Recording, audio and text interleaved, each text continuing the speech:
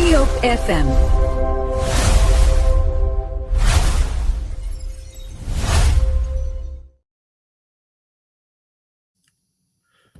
All right. Once again, we're back on set doing what we love to do, all in the interest of our beloved country, Liberia. Tonight, I have with me on set, as usual, Mr. George H. Nubo. And we're going to have him as our proverbial or de facto special guest tonight, because he has done us a very good job and critique the proposer that came out of the National Election Commission, commonly known as NEC, from its current or newly installed chairman. He proposed a lot of things there, and the good we have Mr. Nubo here with us, who have written a beautiful article responding to what the proposer said. If you're out there and joining us, please listen in, comment. We are not current with our radio because the weather is bad, but you can still comment in the comment section. We will now go and do our tradition before we go into discussion. So let me start with me. From the Commonwealth city of Fredericksburg, I want to say the weather here is humid but beautiful, and we'll thank God for that. Hopefully there will be no rain, because usually when you get a kind of humid weather, it always ends up with rain. But we're hoping that enough is enough with the rain. We have had enough rain on the ground. The ground is saturated. We don't want any more. Having said, I want to go to Mr. George H. Nubo to tell us what's going on within this locality. Well, I'm George Nubo. I live in the city of brotherly love, Philadelphia. Everything here is lovely today. No rain. The weather is good. And I'm also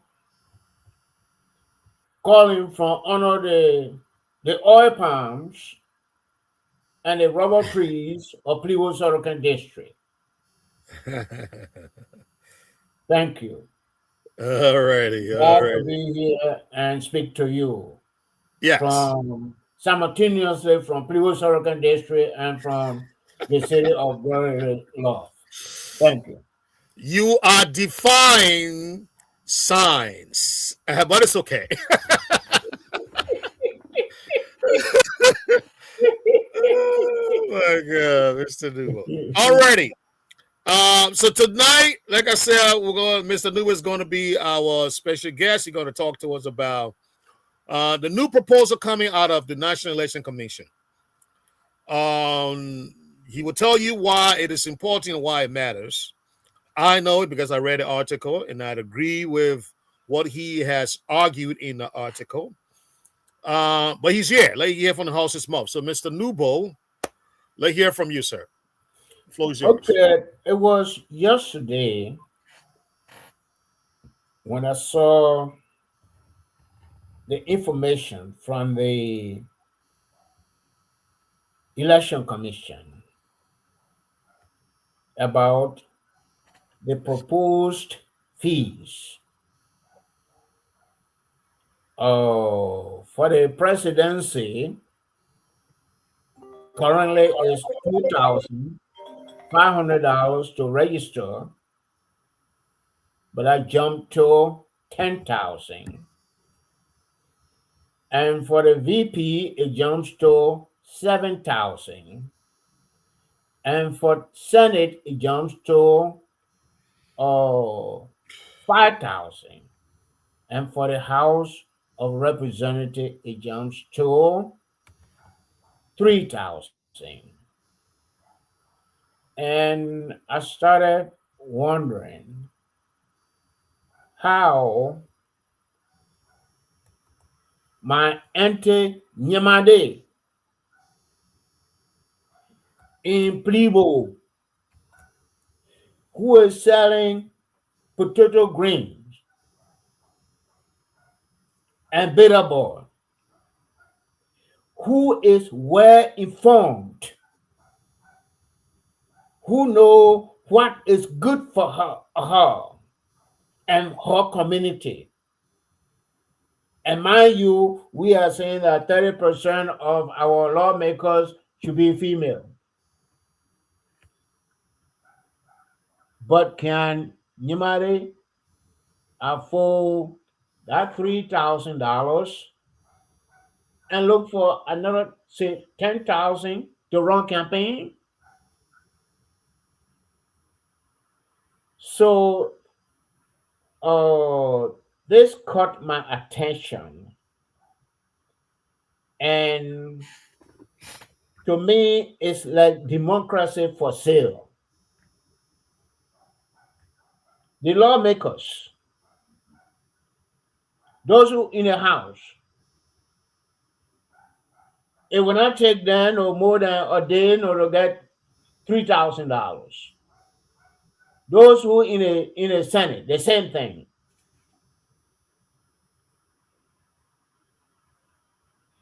And we are disqualifying majority of our people because they don't have the wherewithal. They don't have the money. And going to the corrupt leaders who find this as job security for them. To say, here is our proposal. You approve it, and other people know who say they are crying. Other people who say they are progressive, who say they care for the poor. To hell with them. Sorry for my French. But this is how I understood the whole proposal. And when it was posted yesterday, as for the presidency, I saw some Liberians saying, it should be 150,000. And even not too long ago, Joel Howard Taylor proposed 15,000 for the president, 10,000 for the VP, 5,000 for the the senator, and 3,000 for representative. And these people here, I mean, Joel Howard is in their category. They have the money. And I'm not talking about how they got the money. We'll get to that point. But I feel that our people have been given a short change. I posted, one of the groupies for the people in power, the money people, who call himself God is working wonders. Sumo, say you like go and write the entire dictionary, but we as Liberia majority support the increment.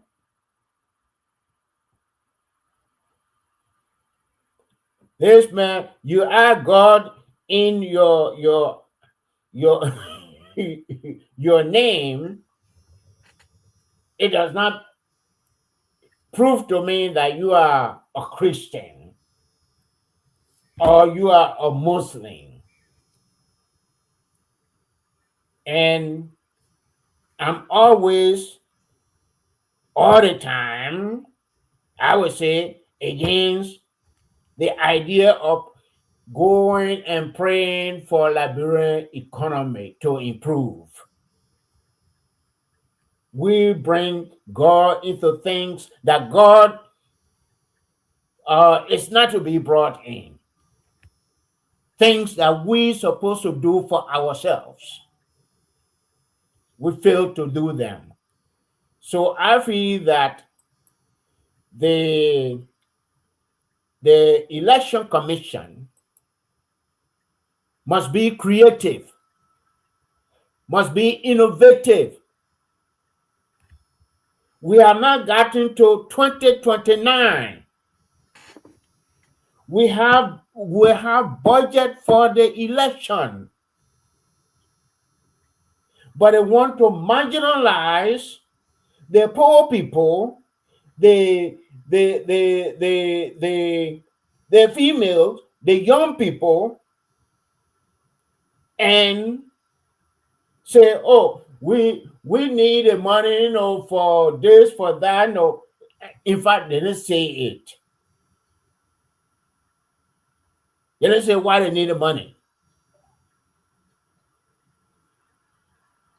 but they proposed this thing here. So, to me, it's not fair to the Liberian people. It's not fair to the poor people. It's only fair to the corrupt individuals who, at the expense of the poor people, enrich themselves. And this is the reason I posted my opinion. Thank you. Thank you, Mr. George H. Newbold, for summarizing your article. I think you captured everything. I have my own question, but let me go around the table. Oh, I see Claudia drop. Mr. J. Christopher Nippy, welcome to the platform, sir. How are you doing today? Well, always a pleasure being on set. The platform provides an enabling environment to speak our minds on national issues. And I want to welcome all of our people in the radio and television landscape. I want to thank you for hosting today. I understand Chris is supposed to be in studio to help us. And Mr. Nubo, I want to say to you, thank you so much. Thank you, thank you. In our Liberian balance, we say thank you, plenty, plenty, plenty, plenty, for introducing a water topic where the election commissioner, the current election commissioner, is trying to distance Liberia, disenfranchise Liberia, who have the requisite qualification to contest as representative, to contest as senator, to even contest the highest seat in the land, where Mr. Weeder. One second, Mr. Nippy. The Mr. Wynfred Russell will be joining us, and I'm told in 5 minutes. So we're going to use the topic as well when he comes on. So I just want to let you guys know that. Okay, thank you. And you were quick to bring that out. This is a form of disenfranchisement. People were to own land before they voted or they contested any seat. People were supposed to have homes and all of those things, pay taxes before they could come to the election. No, election commission, you have money in your budget. Are you trying to say you will set aside all the millions of dollars that the partners in the international community plus what the government of Liberia will put into your hands? Are you telling us that what are you going to do with those funds? If you are now proposing that the lady in the market who is selling bought up here, but has a passion, her people want her to go and serve in the legislature as a representative. And you are asking that lady to bring the amount that she doesn't make a day? Imagine somebody selling pepper, somebody selling only billboard, somebody selling potato greens, somebody selling only palm nuts. But Her neighbors, her constituents want her because she is trustworthy, she is intelligent, and she can do the people's job to go and serve them as a representative. What sense does it make when you, who were poll yesterday, you are now sitting at the election commission as its head? You must be creative. When we who have come from a poor background, like we were discussing the other time, that this thing about B-sharp business, we are the ones who bring about this trouble. As soon as we are educated, the rest of the people are no longer our peers. And you are driving the Liberian people from the pool, which is not exclusively for people who have money. No, it is not. If someone wants to contest the presidency, a party one, and you're talking about $150,000, why? And my dear sister, whom I love so much, is talking about $15,000. Why? Didn't they think about these things here? Didn't they factor that in their decision to have made the laws governing the National Election Commission? I think all those things were factored into the decision prior to the law coming and then being fixed into handbooks to becoming the laws of Liberia, the election laws. So I got a serious problem. I joined Mr. Lugo in this effort for us to let you know, Mr. Whedon, you cannot come from a background of not having anything at all, and now that you have something, and the availability of resources of some people who are educated, they want to contest the election, and you are putting all of the hurdles, you are putting in them. So that means they got to jump over one hurdle, get to the other one that is much higher, jump over that one, get to the one that is higher, and they say, oh, I can't make it. And then they fall back. And people who have stolen, who were not wealthy yesterday, and have gone into the cookie and the Maravilla rock jar and taking money out, you want them to be the one to go. It's a form of corruption. Okay. Thank you, Mr. Nibner.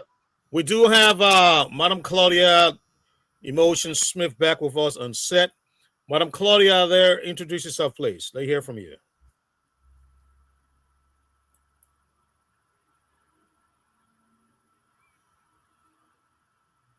Madam Claudia? Okay. We're going to come back to Madam Claudia. While we wait for Mr. Russell to join us, Mr. Nubo, let me come to you with my question. As I said earlier, why won't I ask the man close the camera? Okay. But can you hear me still, though, sir? I can hear you. Okay, good. All right. My question is, you provided some justification in the article, but I'm not sure whether you were giving a definitive say reason why these fees were increased. I think it was almost like a supposition. You were saying, if this is the reason, do you know the concrete reason why the commission and the commissioner chair increased the fees for these positions? The information available does not say the reason why they increase the fees or why they are proposing to increase the fees. So one has to speculate.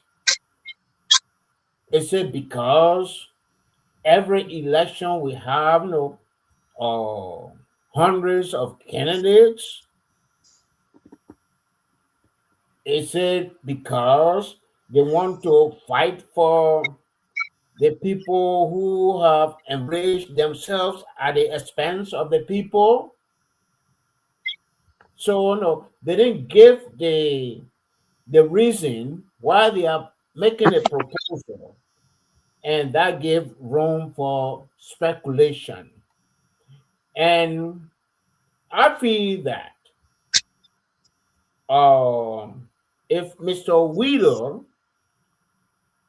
want to establish a legacy after him, there are some, there are several things he has to, several or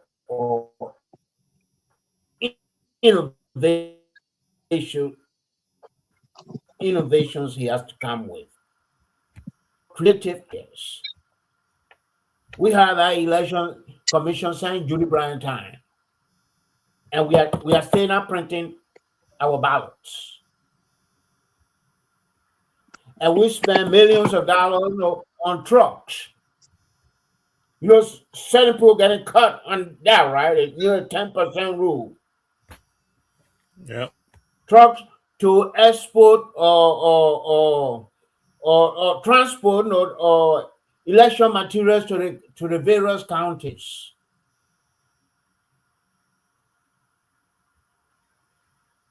They are not saying, oh, we'll use the equipment or the money to buy equipment. And even if you want to buy equipment, buy trucks, that has to be budgeted. And besides our national budget, you are the election commission. You can create or develop or project proposal and submit that to the partners who usually support the election issue. And so you don't have to go and increase the money. I mean, I saw the Maryland or the lawmakers from Maryland, lawmakers from Southeast, lawmakers from all over Liberia dancing. Victory, victory, victory is ours.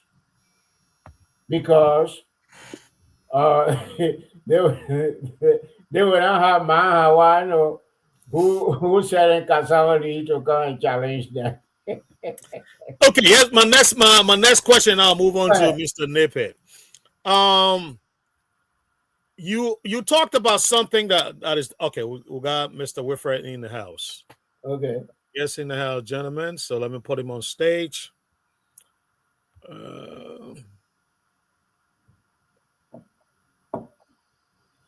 Mr. Russell, can you hear me? I can hear you, sir. How are you? Excellent. I am doing great. It's good to have you. We apologize for not sending you the link on time. We'll do our best next time, sir. Thank you. It's good to have you. Apologies well accepted. It's good being here. Good being on your platform. Okay, great. Let me give you a quick rundown. We are live. We are Top FM. This is a show I beg to differ. We accept our guests to come on the show. We appreciate what they say here. Sometimes you give us the time to disagree with you, but we beg to differ. So Okay. that is the name of the show. We welcome you. We're also live on Facebook. We're live on YouTube. We're live on our website, www.topfmliberia.com, and we're live on the radio all across the nation, across the world as well.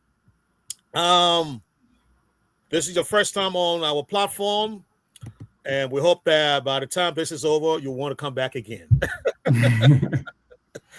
But the tradition here is that I introduce myself. I go around the table. The panelists introduce themselves. I come to you. You just send me your bio, so I'm going to go over that. And then I'm going to come to you, back to you, and say, Mr. Russell, is there anything that you want to tell us? And then you'll tell us what is on your mind. And then after that, the panelists will ask you questions, and then we'll continue with the discussion. That is just a rundown I wanted to give you. So once again, I'm Archie Wright. I will be your host for the program. And let me now go to Mr. George H. Nubo, who will introduce himself to you. Mr. Nubo? I'm George Nubo. Welcome, Mr. Russell. George Numbo from the perspective. I'm one of the panelists on the show here. I'm glad that you are here, and I hope this will not be your last time here. Thank you. Yeah. Well, lots of Thank you, Mr. Nubo. Now I go to Mr. J. Christopher Nippet. Mr. Nippet. What a pleasure to have in our midst a guest, Mr. Russell from Spoon TV, joining us. And it is encouraging to have him on set. And what a pleasure again to see somebody coming from one side and coming on the other side. And this is what we talk about Liberia. Because in spite of who we are, tribal affiliation and differences, we are one. So when we find another person interested in the show, it creates an enabling environment for a healthy conversation. My name is Christopher J. Nipper. I serve at the prior to this time at the Embassy of the Republic of Liberia as Liberia's political affairs officer, political and consular affairs officer. From the interim administration of the late Chairman Judy Bryant, His Excellency Judy Bryant, up to including the tenure of Mrs. Selif. Prior to that, I worked for the Liberian Produce Marketing Corporation as an assistant manager. I've also have some little background in medical, in the medicine area. So, my pleasure welcoming you. We want you to make this place a home. I've watched you on Spoon FM. Thank you for accepting our invitation, and you're welcome, sir. Thank you. Thank you, Mr. Nippet. And now I go to Madam Claudia Emotion Smith. Thank you very much. And I'm so happy that you are here with us, our incoming. I appreciate your responding to our invitation. I'm Claudie. I'm also known as Emotions. I'm a freelance reporter, investigative reporter, and also a photographer here in Liberia. I've worked with a lot of platforms, Hot FM, Daily Observer, Cool FM, Big FM, and so more and so forth. And I'm eager to learn a lot more from you as it relates to how Liberians abroad respect and cherish their involvement in voting and being a part of the political atmosphere. So I'm happy to have you on the program. Thank you very much. Thank you, Madam Smith. Now, I want to go into reading our special guest bio, and then after that, we'll hand it over to him. So our special guest is Mr. Wynfred Russell. Mr. Wynfred Russell is a Brooklyn Park City Council member and global health and public policy expert.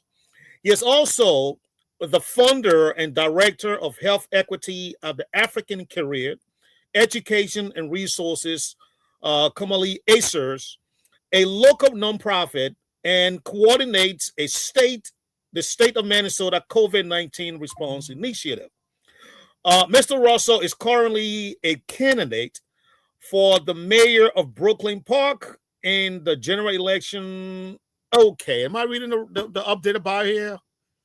This is what was sent to me.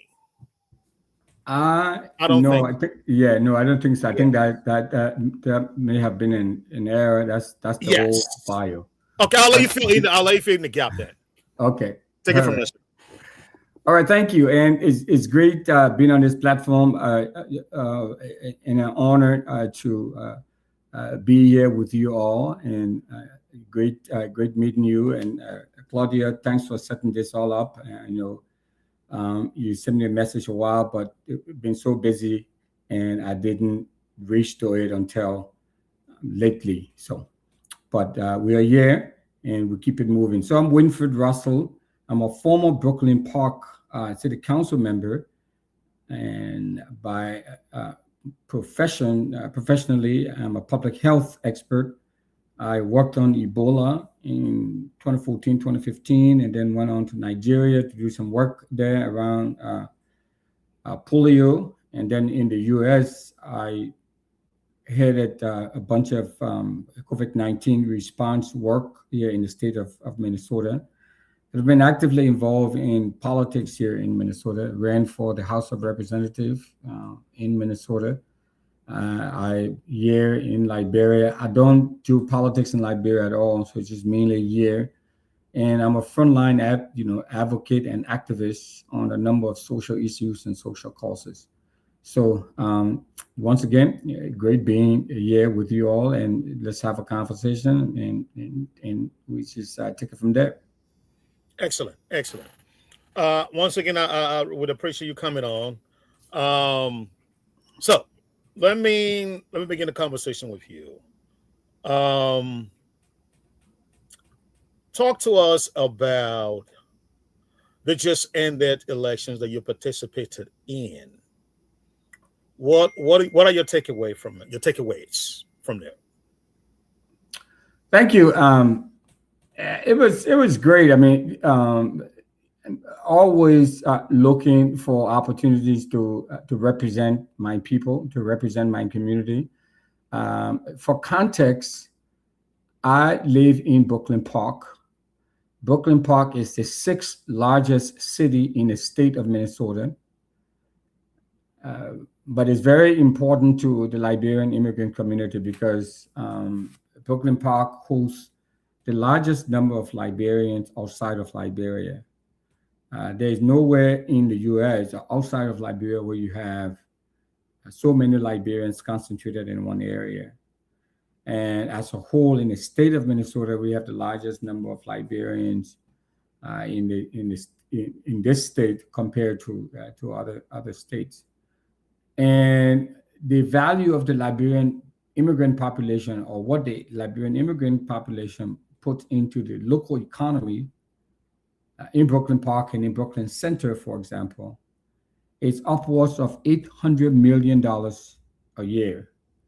So we have all of this going for us, but we have no representation. So for me, you see that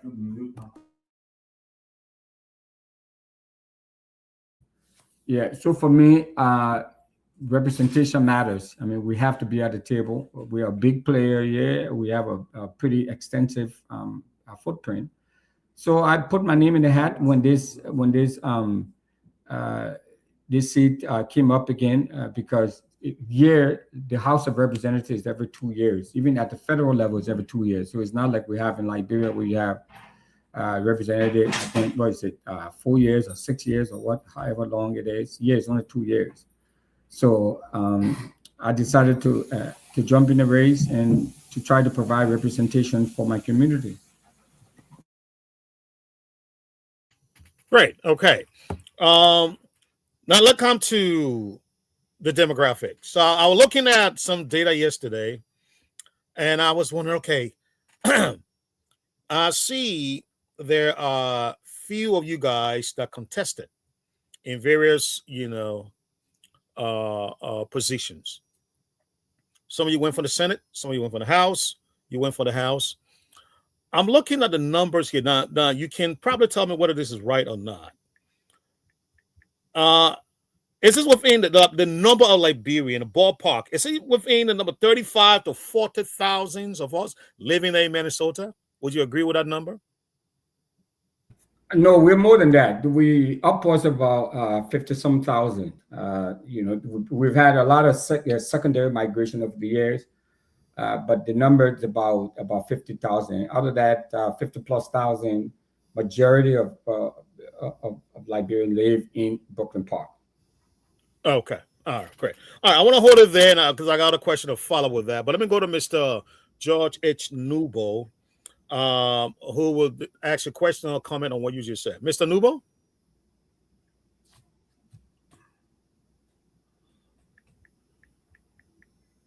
Okay, so Mr. Nubo is now over. Let's go to you, Mr. Nippet. Mr. Nippet, your question or comment? Well, when I was at the embassy, the number of Liberians in the United States was less. You talk about 50,000 now, because I work closely with the people in Minnesota and all over the United States.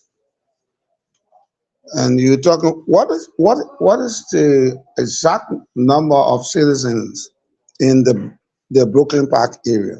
Specific number of citizens in Brooklyn Park area.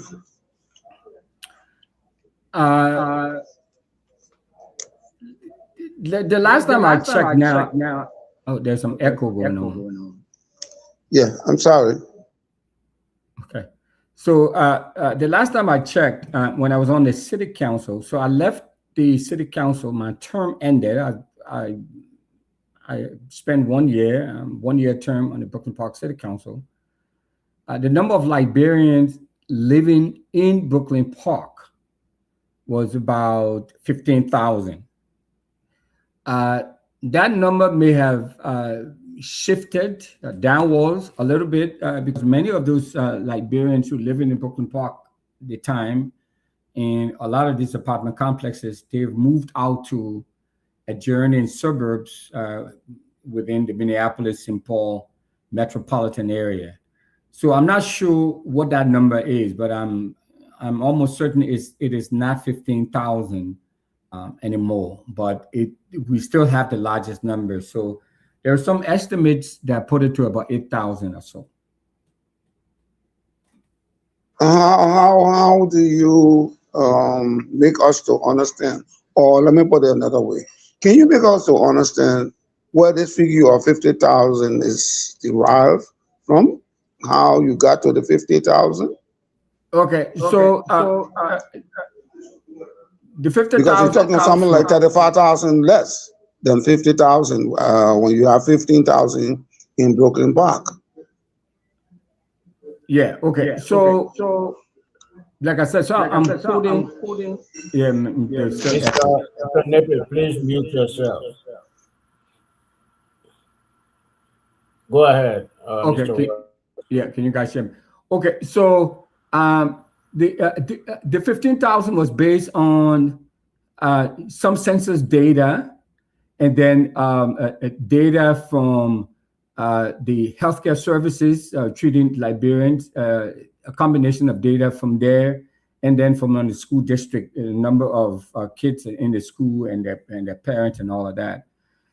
So we do not rely entirely on the census data, and the reason is because it is, I mean, that's the quote unquote the official data, but it is inaccurate because we have a lot of secondary migration going on. There are a number of people who don't respond to the census for fear that they will be picked up by immigration, even though the census doesn't do that. But we have that inherent fear in immigrants here, especially immigrants who do not have the paperwork in order, completing the census. And so we don't rely entirely on the census number because we know that it is woefully inaccurate.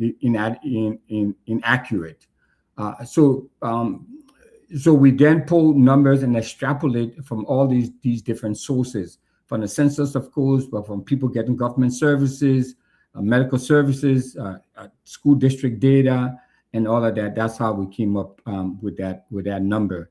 And so the 35,000, that was like back in the 90s or so.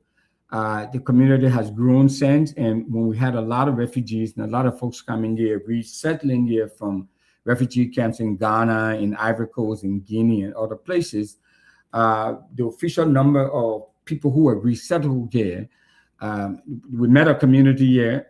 I was not one of those who were resettled, but I moved here from North Carolina to Minnesota. So that's part of the secondary migration that I'm talking about.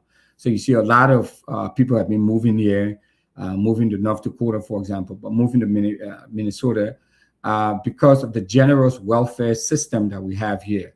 So that 30,000+ people who came exploded in the late 90s, early 2000s, and all of that. And now Many of these folks have had kids. So you're talking about almost 25, 30 years. And so those kids are grown. And I mean, you should just see our July 26th program, for example, and you see how massive the numbers are of people who showed up. So that's where we're getting those numbers from. But if you're looking at official census data, it's not going to give you the full picture. Thank you, sir.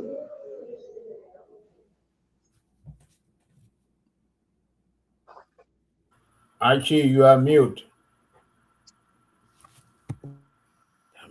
Once again. Yeah, Mr. Nuba, your question, sir. Okay. The census data are still talking about over 30,000 Liberians living in Minnesota. A July 25 proclamation by Governor Tim Walz declaring Liberian Heritage Day specifically referred to the needs of over 30,000 Liberians living in Minnesota. So the number is still, I believe, is still valid. Maybe the Brooklyn Park number is the one estimates at 3,838 living in the Brooklyn Park area. But my question has nothing to do with these numbers here.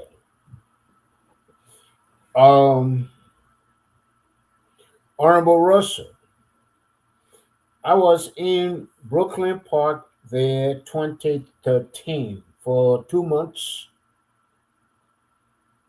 when my relative, Isaac Russell, was living. When I came from Liberia, before I came here to Philadelphia. There, and even before returning to Liberia from Atlanta, I heard stories about the Somali organization. Do you think that if Liberian organizations were like the Somalis? We have EULA here. The only Liberian organization in the U.S. I know that has office is the one in Minnesota. EULA does not have office. So my question is, do you think that if we were united, if we were serious, like the immigrants from Somalia, don't you think there are going to be, more chances of you winning the elections that you did not win?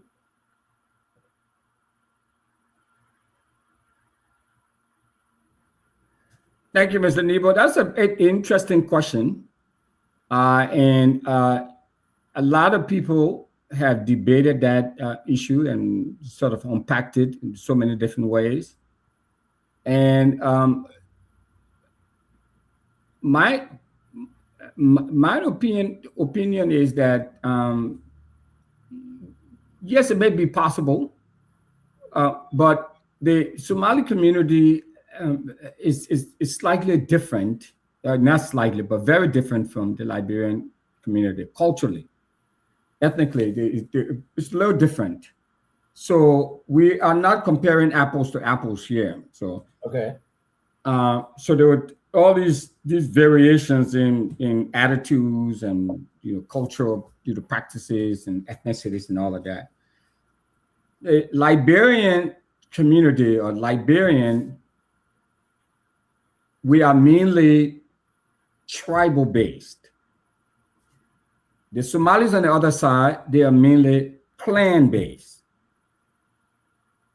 So there's a difference between tribe and clan, right? Then the other piece to it is that the Somali community is almost a monolith religiously. So, but 99% of Somalis are Muslims. The Liberian is a very diverse religiously. We are very diverse religiously. Even in the Brooklyn Park in Minnesota, yes, there were 60 plus Liberian ethnic churches here. But there were a few mosques, there were a few Muslims here, mixed among us. And then you have all of these different tribal groups. The Somali, with their clan-based system, they have the respect for the elder, they have the elder council, they have all of that. We don't necessarily have that. People cling more to their tribe than to the community. Then, where the Somalis are concentrated in the Twin Cities metro area, 80% of the Somalis who live in Minnesota, in the state of Minnesota, almost 80% of them live in the Minneapolis area. So that's one of the reasons why you see, for example, Ilhan Omar, the congresswoman, keeps getting elected because her people just live in that area, not, they live up all over the state, but they're heavily concentrated in that area, making it easier for one of them to get elected. And many of them, the state legislature, I think there are about 9 Somalis, 9 legislators of Somali descent in the Minnesota state legislature, for example.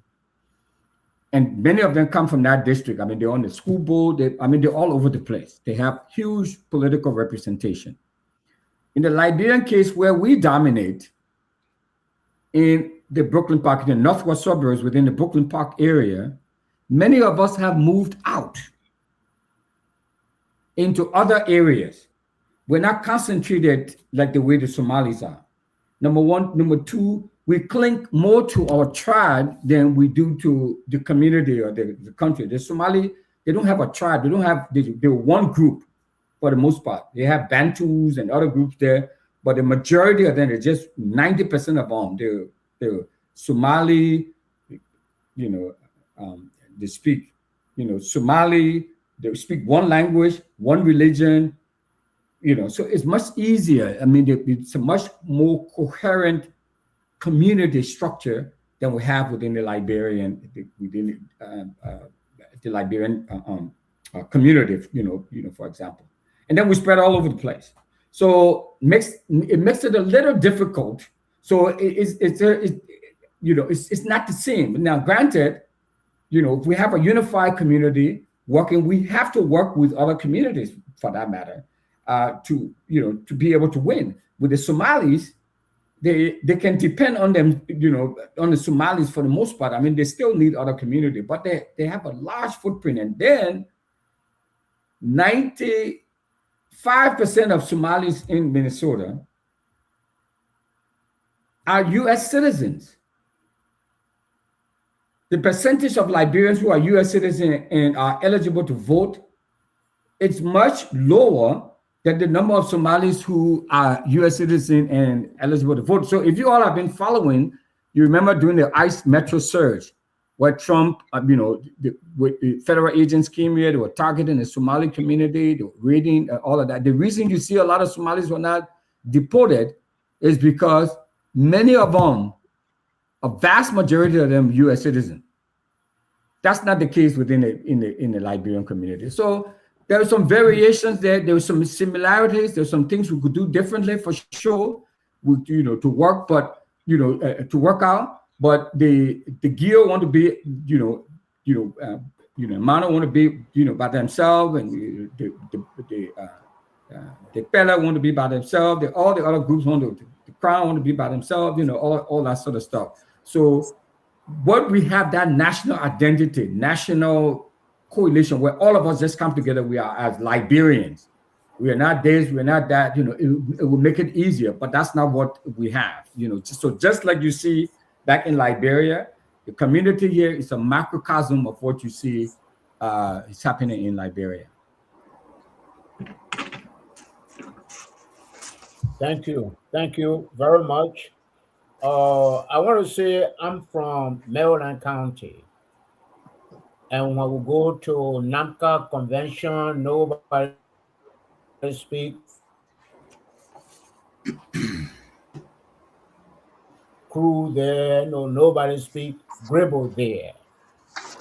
We go there, even people from what is now Grand Crew, people from what is now River G.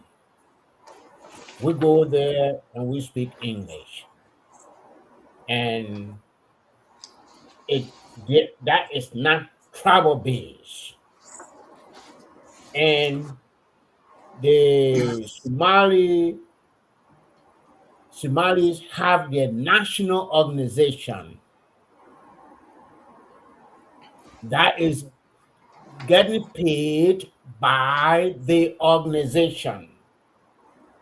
Well, in Liberia or here with the Liberians, as I said to you, in Minneapolis, the group there is the only Liberian organization that has office.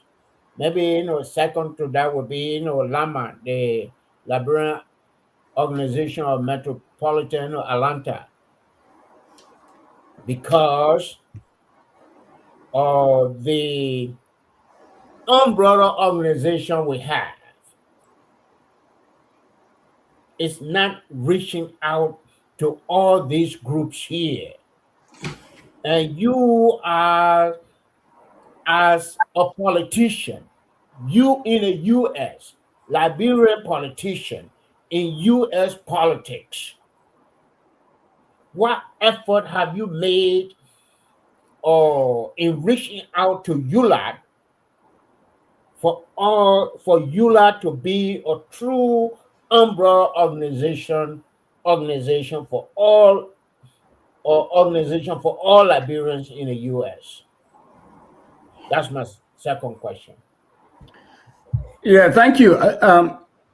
My power and influence is limited. They're limited because I operate largely within the American political space. And the way EULA operates, EULA is it's a membership-based organization of different Liberian community organizations in all of the states. So it mainly the people who represent these various community organizations are part of EULA or have any influence part of EULA. However, I worked with EULA very closely to secure the LRRF bill that gave Liberian a pathway to citizenship during the first Trump administration. I was front and center of that. So I worked very closely with them when I served in the Brooklyn Park City Council, for example. I worked with Emmanuel Wetty, who also part of EULA and all of that, to push through the dual citizenship bill that he led and with EULA and all of them. So I supported that too as well.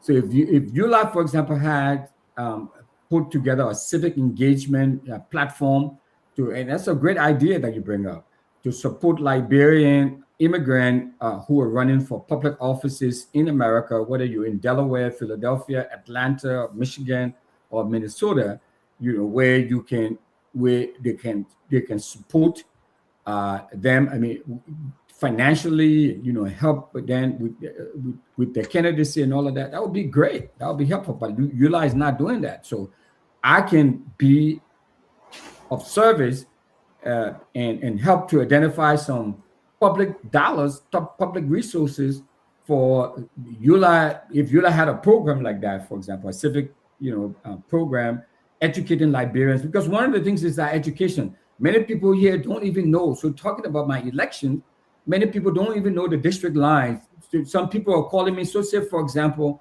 I'm in Painesville, and I'm running for office. My district is in Painesville, but someone from Broadway will be calling me. So what is it? Painesville is what or around ELWA.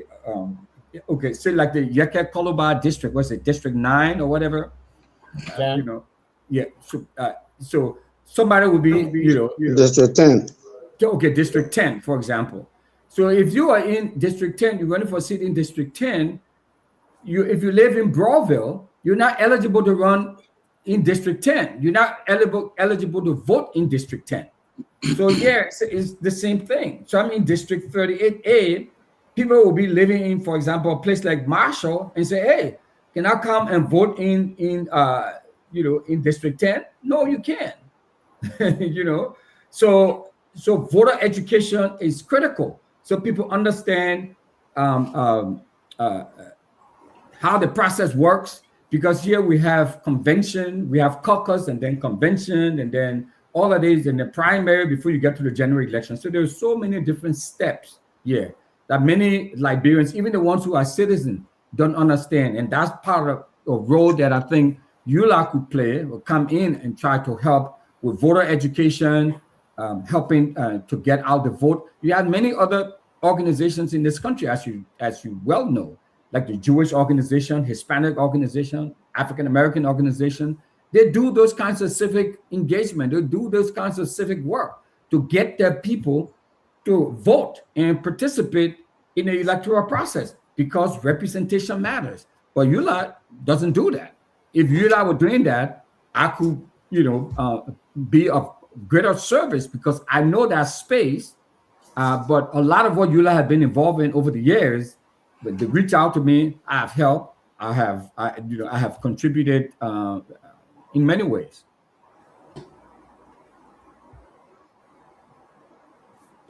Thank you very much. Actually, that was my second question. Thank you. Thank you, Mr. Nubo. Now I go to Madam Claudia, and then we'll come to Mr. Monju.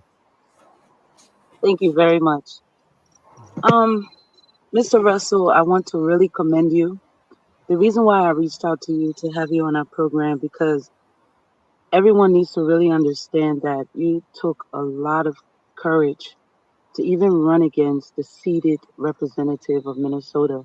We all know is the first Kenyan representative to be seated in the legislature. So, and you came very close. You having, I think, 41.8% votes. He 48.8% votes. So I really want to commend you on that. But we have to look at the reality. I'm sorry I never identified myself as a former legislative reporter for Bush Chicken. But when it comes to politics, I like to get clarity. And despite knowing that Minnesota has the largest, when you talk about immigrant, it has the largest Liberian immigrant community. We know that looking from Facebook and other social media platforms, they did not vote in a unified bloc. And I know that had a lot to do with the results. Secondly, I also know that you're very vocal for Joseph Boykai's administration. And looking at the community in which were up for voting, majority of them are against the regime of Joseph Boykai. So we know that that caused a lot of people not voting for you based on that political fact. I'm so sorry. I only get network when I stay in certain places. I'm so sorry for the background noise. But anyways, my question I want to ask you, and please, like I said, I only want clarity. Brooklyn Park, we know, has so many needs, housing, because we're talking about a large amount of Liberian population. So imagine the housing. Probably got 2, 3 family living in one or 2-bedroom apartments. We talk about education because we know a lot of the Liberian community have immigration challenges. And I can recall when I was younger, immigration challenges meant not going to school. Then we know you also have a lot of public safety issues, HIV being one of the major health problems in your community. Do you think that your campaign was rather influenced by what's happening here in Liberia? Because, like I said, we know you're vocal, you know what's going on here on ground. Do you think that that could have caused a lot of the issues and you not getting your votes? Because you should be focusing over there rather than what Joseph Boyka administration is doing. Thank you very much, Claudie, for that question. Let me say it emphatically that I'm not a Unity Party member, never have been a Unity Party member. I'm I'm not a member of any political party in Liberia. Never have been. I came to the U.S. In right out of high school, college, during the war. So I've never really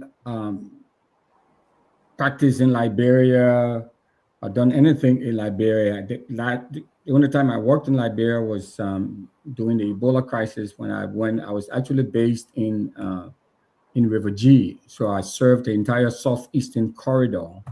That was my first time and only time, working in Liberia. So I have no affiliation with any of the political parties there, not the CDC, not the ANC, none of them.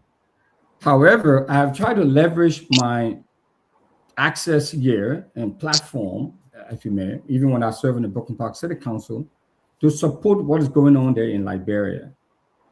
Because I know the people desperately need service, the people desperately need help. So I try to do the best I can to support them. But no, I do not, and I have not supported the Barker administration. I know that allegations are being made. People have been, speculating that all over the place. That is totally false. I support the Liberian people and all of the government folks who support Liberians. I do. During the George Weah administration, Patrick Sudu brought him to Brooklyn Park to minister the Brooklyn Park here, and we gave the Liberia National Police uniform, supplied them with uniform and tactical gear and all of that. Since Joseph Barker came to power, I did the same thing with Gregory Coleman, continued to support the police and law enforcement. When George Weah was there, we worked with Kakata. We established a sister city relationship with Kakata. And we provided a lot of services, a fire truck to the Margibi County Police Department, and to Kakata. We provided ambulances, fire truck, police uniform, police gear. So I work with all these governments, Ellen Johnson Sirleaf government, same thing. So it is not true, contrary to all of what you read on social media or in Facebook, that's not the case. And why do I do that? Because I focus on my constituents here, but my constituents here also care about what happens in Liberia. So I have to do, support to do, to support them however way, I can. So they come up to me and I leverage my connection to provide school supplies, books, and, other things, because some of my constituents here, want that to happen. But no, I don't support any of the political Thank you very parties much. there. Thank you. I don't want you to go too long into that because I'm happy for the clarity. Like I said, it's clarities and not allegations. But looking at what you've done for Liberia, because that's a very strong strategic way in campaigning. I mean, everyone wants the betterment of their people for their people back home. What are you doing over there? There's a lot of people that have HIV. I've seen people get deported. because of allegations of spreading it. I've seen people coming back here because they're unable to get an education. So they seem mentally unstable, and the family just literally like say, look, let me send you back home because you don't want to learn, and we can't help you to learn because our owner paper's not good yet. So what are you doing back over there in Minnesota for the same, the same sectors, health, education, and so on? Thank you. So I mean, I'm limited in what I can do because at the end of the day, what the Americans look at and say, look, if we cannot use our tax dollars to go and take care of another person's problem, especially overseas. I mean, you can't even do that for another community here or another state here, let alone another country. But even with all of those restrictions around, we're still trying to find some way to help out. So I've done a lot of work around sexually transmitted diseases, HIV, before, but at the local level, my mandate is pretty restricted. But a couple of the things I've tried to do is that provide some medical supplies. Like for example, I team up with a group of doctors from Monrovia to have medical clinics in Flumpa, Nimba County, for example. Every 3 times a year, people go out there to provide, just basic blood checks, vital signs, checks, and vaccination, and over-the-counter type drugs. So, I do that a lot. I help out to provide, ambulances. I have to the fire trucks, and to the fire station.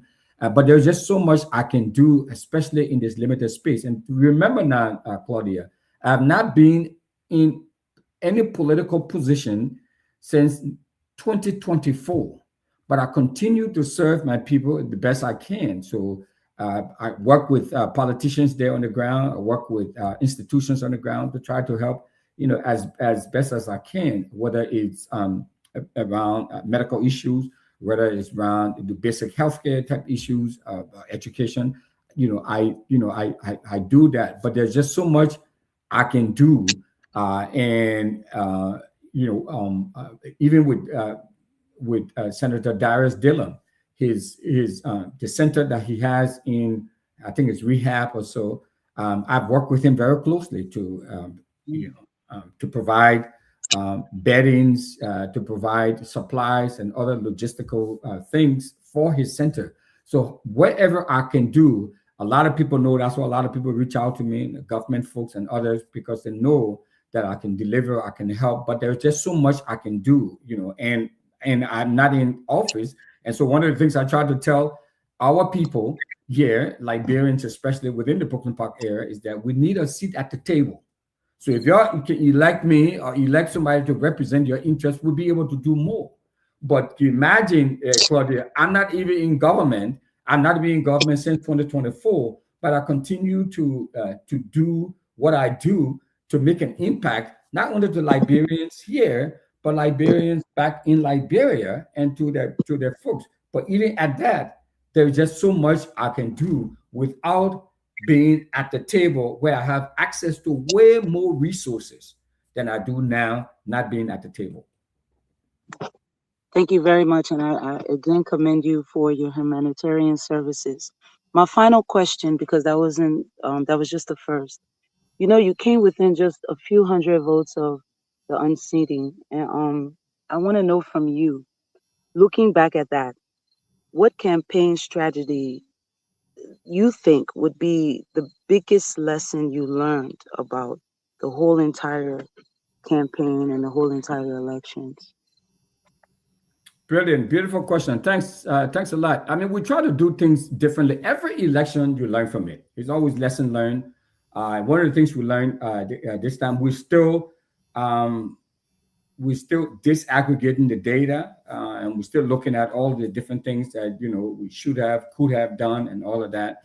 But I think one lesson learned is that to engage more non-Liberians than we did this time around. We did. We had Asian people working with Asian folks, working with white people, working with Liberians. Of course, we had a lot of Liberian volunteers, but we needed to increase that number so we can knock more doors. Because, as you know, campaigning here in America is very retail oriented. So you go door to door, you meet each individual person, and talk to them and engage them and try to get that, to try to get the vote. So you need a lot of volunteers, and so trying to get more volunteers outside of the Liberian community, I think, is one lesson that we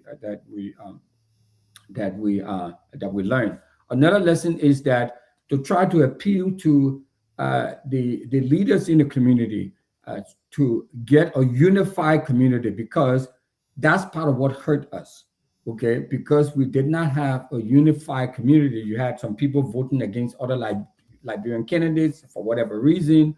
Some were tribal based. Some were, hey, I don't like the president. I don't like the, based on baseless, allegations. So having a unified community, having a unified base, even though all the Liberians who live here don't live in Brooklyn Park, but they have friends and they have relatives who live in Brooklyn Park. And, when you don't have a unified base, it makes it difficult, especially when you're going against an incumbent. I was running against an incumbent, even though, the number of Liberian immigrants here far exceeds the number of Kenyan immigrants. Don't even compare. For every one Kenyan, there are about 5 or pretty close to about 8 Liberians. So but you cannot win the race with just one community. You cannot win it just Liberians. So you need to build alliances and build relationships with more community. And I think that's one of the lessons I learned, was that we needed to increase the diversity of our team, and then appeal to leaders in the community to ensure that even before the first ballot was cast, that we had a unified community. Even if you don't support me, don't speak ill of me, or don't discourage another person from voting for a Liberian candidate, for example. And I think those are some of the things that we learned. Thank you, Madam Claudia. And let's go to now Mr. Monju. Mr. Monju, please introduce yourself and ask your 2 questions, sir. Yeah, as you said, Monju Kessel. I live on the West Coast. I'm a businessman. So Mr. Oh, and let me say, actually, when I saw that note that the system had gone down in Liberia, I just thought that we wouldn't be on today until I saw. I know, that's why I had a follow-up note that you sent, right? So that was pretty smart on your part to do that, because that's what brought me out. Yes, sir. Yes, sir. Yeah. So to Mr. Russell, first of all, let me thank you. I've been, following you. You've been making some really smart patriotic moves in Liberia, fire truck and other resources you've been providing on the ground. I've been seeing that on Facebook. So, yeah, got to give you your propers for that. But what I want to find out from you, since 2022, looking at the data you have been running in Minnesota, I personally think that your focus has been on the Liberian community.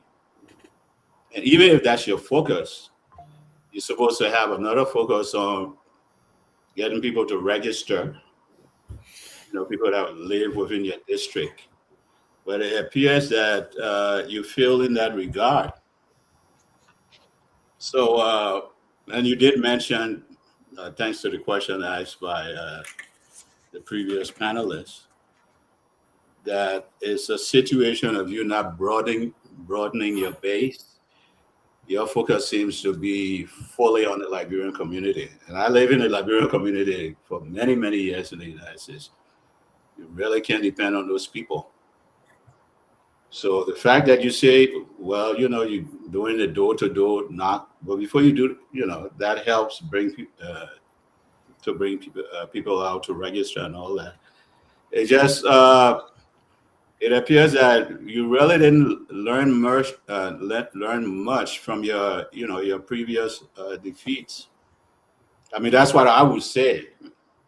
You know, looking at the data here, uh, because the first defeat in 2022, you and your team need to come out and say, okay, these are the corrective actions we need to take. Apparently, you didn't do that, so you went down in 2024.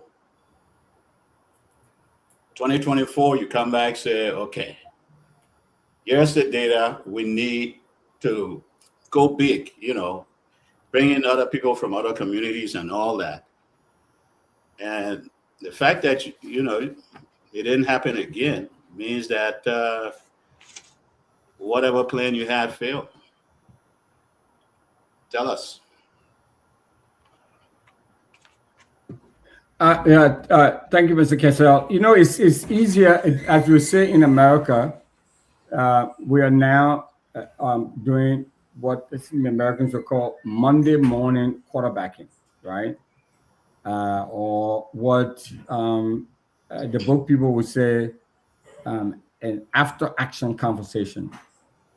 So did we make mistakes? I mean, for sure we make mistakes. I mean, every campaign you make mistakes, you learn from it, you move on.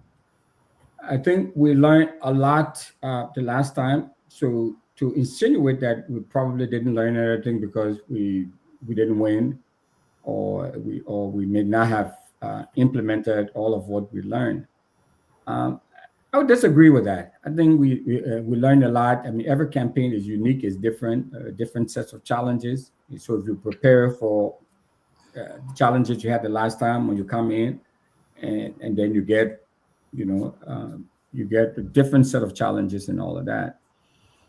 So that happens too as well, right? So if you look at my campaign staff, we have paid white canvassers going from door to door. We have paid Liberian canvassers going door to door. We didn't have that the last time. We went to Liberian churches, a few Liberian churches. We have about 62 in the community. We probably visited 3 of the 62 churches we have in the community. So our campaign was not heavily focused on the Liberian community. We tried to diversify that, and we did that. We had Asian people door knocking for us. I partnered with an Asian senator who endorsed me, but we served on the Brooklyn Park City Council together, so we had a really good relationship. We sent out almost 3,000 flyers or mailers, as we call it here, with both of our pictures on the campaign and joint campaign going on. Her picture information on one side, my picture information was on the other side. That's something that we didn't do the last time, okay? I grew up in Ganta, Nimba County, so I had all my Nimba folks here. I had a group called Nimba for Russell. They all came out, were helping to door knock, okay? We didn't have that the last time. So we had white campaigners. We have over 5 white people campaigning for us, trying to get the people to come out. But we were running out against an incumbent. The last time when we went, there was no incumbency, going on. I lost by 48 votes. This time around, I lost by, 261 votes, about 7% of the population. Dynamics change. We have more people show up to vote this time than we did the last time. The last time we did not have such a diverse team. But what I was saying to Claudia was that, yes, we had that, but we needed to increase it. I think it's one of the lessons learned, we needed to increase it. But what hurt us the most it was not so much the lack of diversity within our core campaign team, Mr. Cassell. What I think hurt us, if you want my, based on our initial analysis, we have not fully done a full-fledged deep dive and analysis of everything and all of the crunching all of the numbers. But having said that, what hurt us, I think, was incumbency, that I was running against an incumbent. And in Minnesota, at least, the Democratic Party here is called DFL. And that stands for Democrat, Farmer, Labor. So they work very closely together. They will merely support the incumbent and someone who received the Democratic Party endorsement. I did not receive the Democratic Party endorsement. My opponent did not receive the Democratic endorsement, but she was an incumbent. So all of the labor unions, all of this group was supporting her. So if you look at the landscape, what we did to challenge a sitting representative, okay, who had the Democratic Party machine behind her, we did extremely well. But that doesn't mean that we didn't make mistakes. But one of the mistakes was not because we didn't have a diverse team or because we focused so heavily on the Liberian community, because we didn't. So the incumbency hurt us. Then we had a community that was not unified, my base community. So even though you're depending on a lot of other communities, you still need your base to be solidly unified. We didn't have that. And so those two major factors, impacted us and influenced the direction of the vote. Yeah, well, seems like you did, the best you could. And my question to you, the 21st century nowadays, most candidates pretty much use social media to advance the campaign. I mean, whether somebody running for a local government position up to the presidency, and you told me all what you did from an analog angle. You went to doors. You got the support of, people that you serve with on the council. What was your social media presence? And if you were to grade your social media presence, say, on a scale of 1 to 10, what would you give it? Because that's in fact, there's some people like 30 to 40% of what they do is on social media. Because that's how you bring out the younger people. And that's how you bring out people that probably don't even watch television or listen to radio. That's a base right there to tap into. Go. That's a good point. And I think one of the ways that Claudia was able to reach me, to get me, was through social media. So we have a very robust social media presence.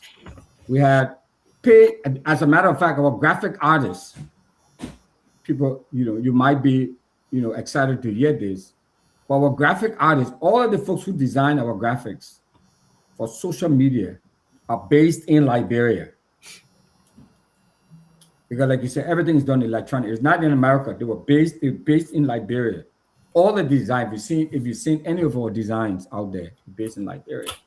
Then we had a white lady who was doing our social media ads and all of that, your paid consultant. Then we had an Asian lady who did all of our website. If you go to wynfred.org, you will see our website. She did all of that. So we had a very good. So if you had for 1 to 10, I would grade our social media presence to 9. Okay. So were you on X? Were you on X? Were you on Instagram? Were you on TikTok? We're on Instagram, not on X, because when we did the analysis, a lot of the people in our district who vote now, you bring in some new voters. That's why we had an increased number of people showing up, because traditionally and typically, as you may probably know, a lot of people in America do not vote during primary election. So trying to get them out. So a lot of the older folks, where we got hurt, that as far as the demographic is concerned, was mainly the older white people who vote.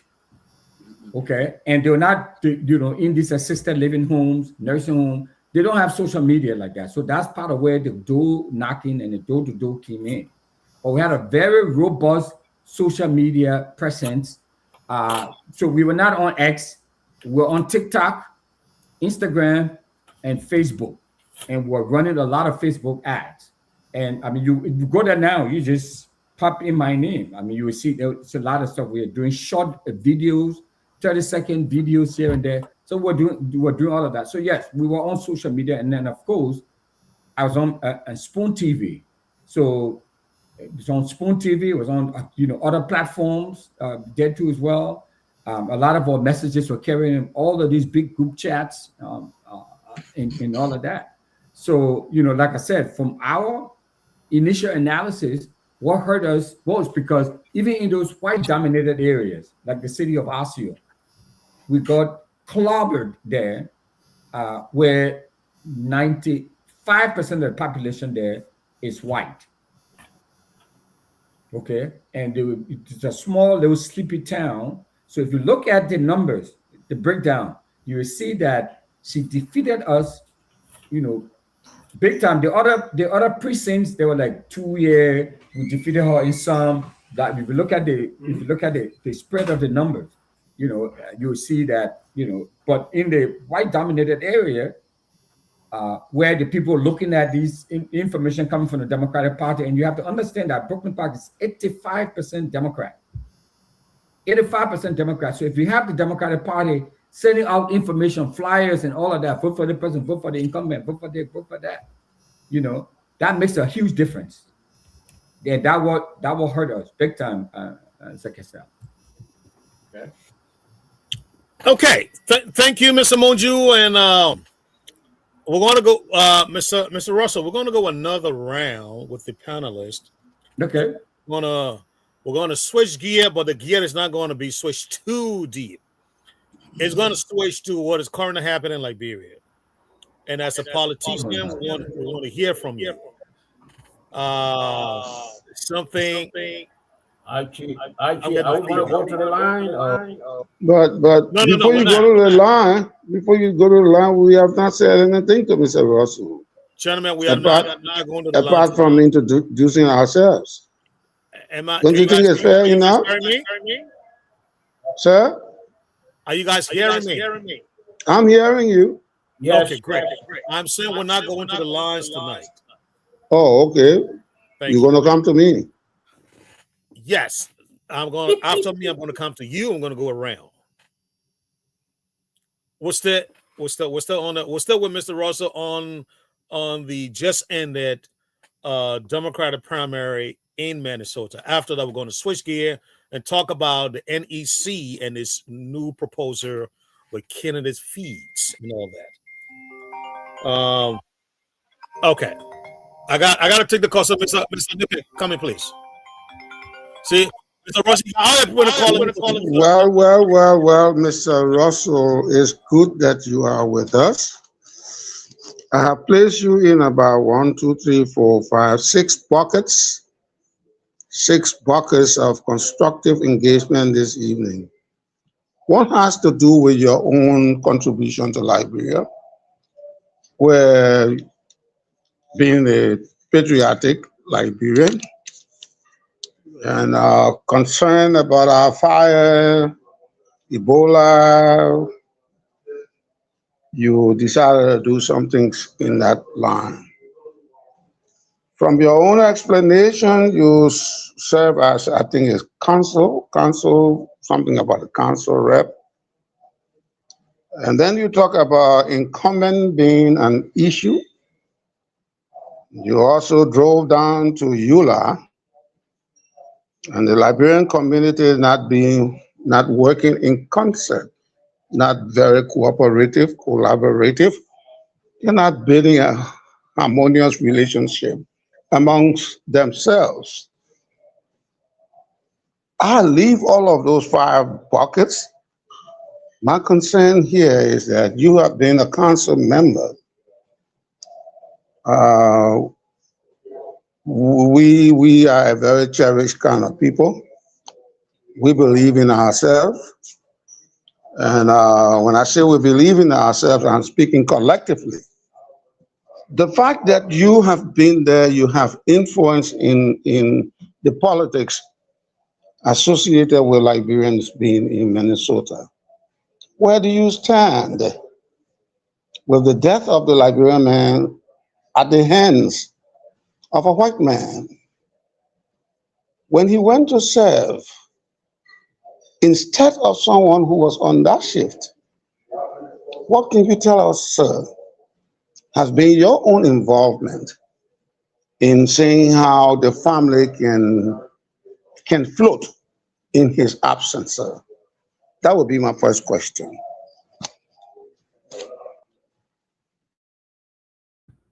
Again, thank you. Now, I'm not sure which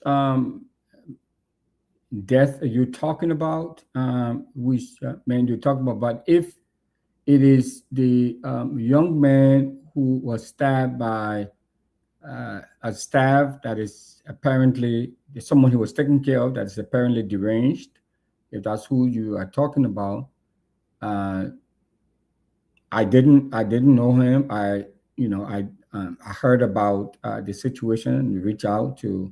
I think his name was Prince Gamonyu or Gamode.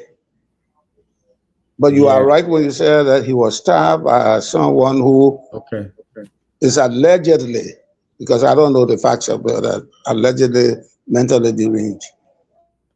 Yeah, that's what I heard. So I know I attempted to go to the funeral because I heard he plays football, and I attempted to go to the funeral, but the funeral was held out of town, so it was not in this area. It was held, out of town. So I did go to a football game or so they were having in his memory, but I don't know the family. Usually what happens is so one of the things is, let's put this in context, right? So one of the things is that, yes, because people know I'm serviceable, because people know I'm resourceful, so a lot of people reach out to me. But at the same time, even there was another Liberian young man who just passed away. He drowned, and someone contacted Stanton from Spoon, and Stanton's like, okay, he contacted me, and I was actually outdoor knocking, campaigning when they reached out to me, and I gave them the address to where I was, and they came there, and I suspended my campaigning to talk to them and to see if I can provide them information, information for a lawyer. And, we kept talking back and forth, and the community leader called me and said, hey, you know what? The folks call me, but when people call you, you have to, send them over to us, to the official Liberian community organization. So I try to stay within my lane, even though a lot of people reach out to me. So for the case that you're asking me about, nobody reached out to me. Usually people will reach out to me and let me know, say, hey, I have there's so many of them. You go on my wall, you will see a lot of them. You go on Facebook on my wall, you will see a lot of them. So you don't have to take my word for it, but that's what happens. So people reach out to me because the community is big and people, they live all over the place. So you have to reach out to me and to say, hey, I need this help, I need this connection and all that kinds of stuff to make it happen. The particular case you're talking about, I didn't know anything about it. I heard about it, and I did attempt to go to the funeral, but I found out that the funeral was out of town, and I couldn't. Let me please let me interject right there. Okay. Then it tells me what obtains in Minnesota that the community of Liberians are not together. In your own words, sir, you attempted to attend. You only attempted to attend, but you said, oh man, they're carrying the bottle fireplace out of town. Why should I waste my time to go there? That is the inference of the language. because but hear me out well. When Liberians are having events, people fly, people drive 2 hours, 3 hours, or more to attend what is only a celebration of a friend, birthday, or marriage. But here is the case of one of your citizens. When you serve as a council member, a Liberian is deceased, and the way that Liberian passes is so egregious, unacceptable. But yet still, you attempted. You try to patch it with you were running your campaign going door to door, and something happened, and you had to suspend that. You wanted to go to a seat, and something happened, you suspended that. That was a campaign in your own interest. But you did not see any reason to attend the brother's funeral. Does it not speak about the lack of togetherness, lack of interest, the question of not being integrated as a whole Liberian community? Does it not speak to that, sir? No, Mr. Nippe, and I think it's being unfair to me to expect all of this from someone who is not a community leader, who is in any official position other than an ordinary citizen. I once served, and my track record is extensive. Go on my Facebook page, you will see all of the different tragedies that happen in this community. I'm at the forefront of it. The people reach out to me and let me know. I'm one person, right? So I can only be to a place if I'm told. I mean, in as much as I'm connected as I am, there are still some things that I don't know about, or I don't hear about. What I was trying to explain to you is that there's an official Liberian community group here that people reach out to when these things happen, and they get involved and they do a lot of things. I tried to tell you about an example of where a young man drowned, and Stanton Witherspoon connected them to me, and they called me, and I told them, say, okay, I'm out campaigning, and they said, no, we want to see you. This is that. They flew in from Philadelphia. I stopped and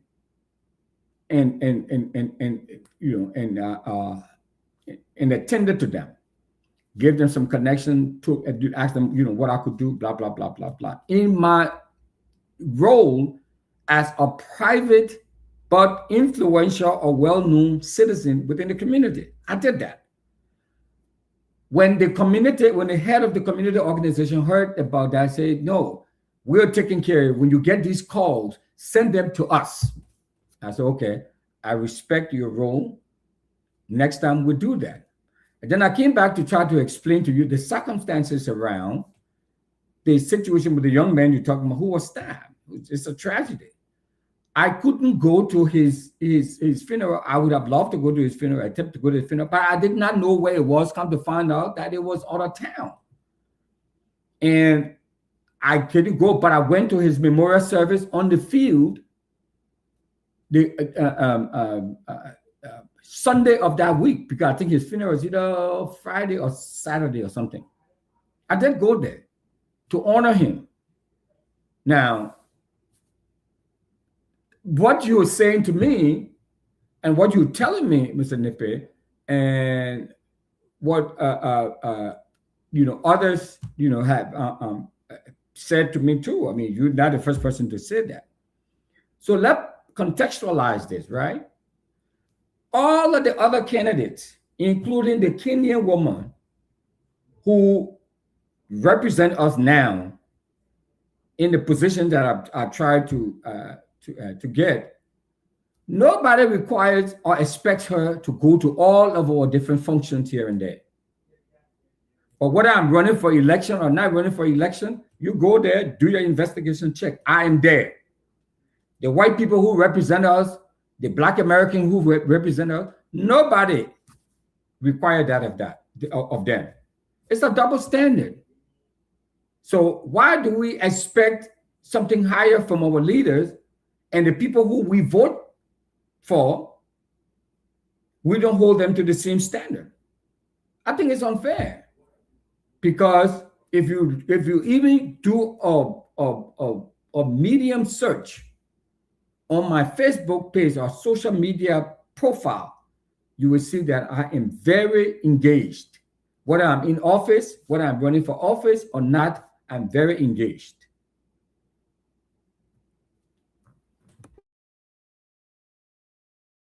Mr. Russell, I think the question was not answered, but we're going to leave it as it is. I'm going to just leave it as it is. It was not properly answered.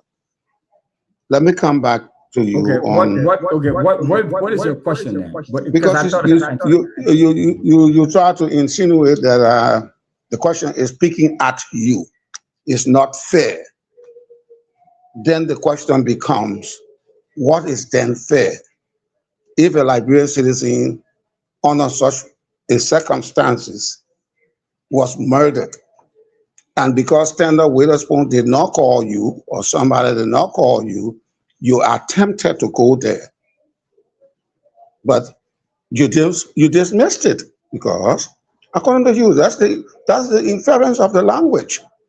You dismissed it because the person was taken to be buried in a far distance.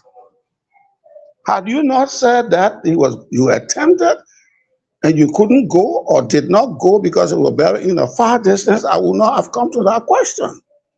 You could have window dressed it a way that you thought would be suitable, and I will accept it. But when you speak the language that we all understand very well, contextually, we must ask you question. So you did not answer the question. But let's put that in a separate bucket. Let's leave that for now. And come to this question here. Mr. Russell, you were very instrumental. You tried to showcase the Liberian national team in Minnesota to play with one of our teams in the diaspora. You approached the U.S. government through its parastatals, and you obtained visa. Unfortunately, the team did not come. The team did not come.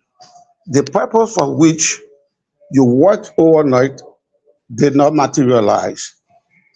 Notwithstanding that, the Minister of Sports was here watching the World Cup game. True, that's what we heard. Since the national team was not coming, their visas were canceled. Was it not necessary that the Minister of Sport, who was bringing the Liberian national team, and the team did not come, was it not important for her to remain in Liberia instead of coming?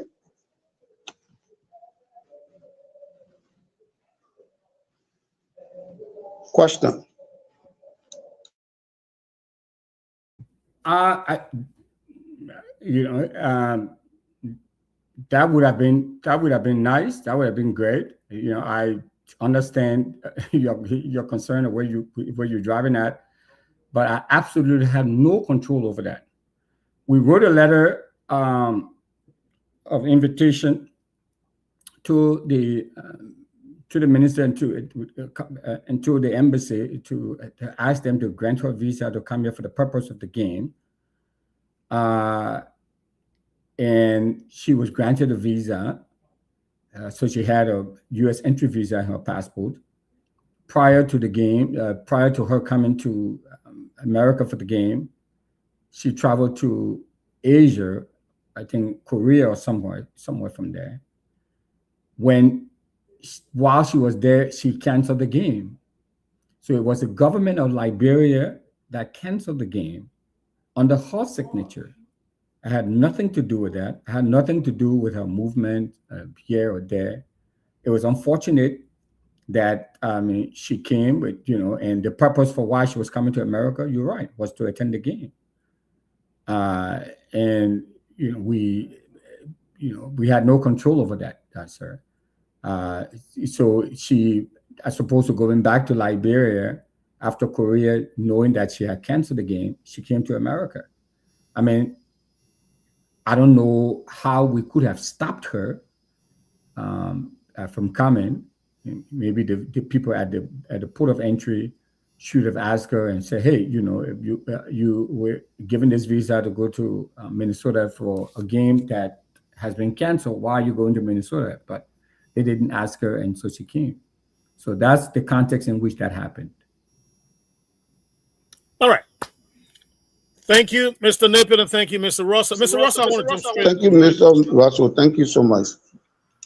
Right. Thank you, sir. Appreciate that. I want to share a screen with you, and then I will go into my question. But while I'm sharing the screen, I want to ask you my question. Mr. Russell, I asked you about a demographic in Minnesota for a particular reason. Let's drill down into that data.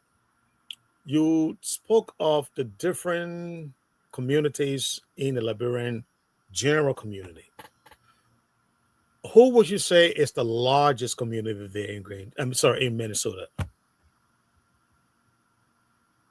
The largest community within Africa, within Liberia, within the Liberian community. The largest ethnic community within the Liberian immigrant community here. Thank you for adding that note. Yeah. Okay. So I think it is.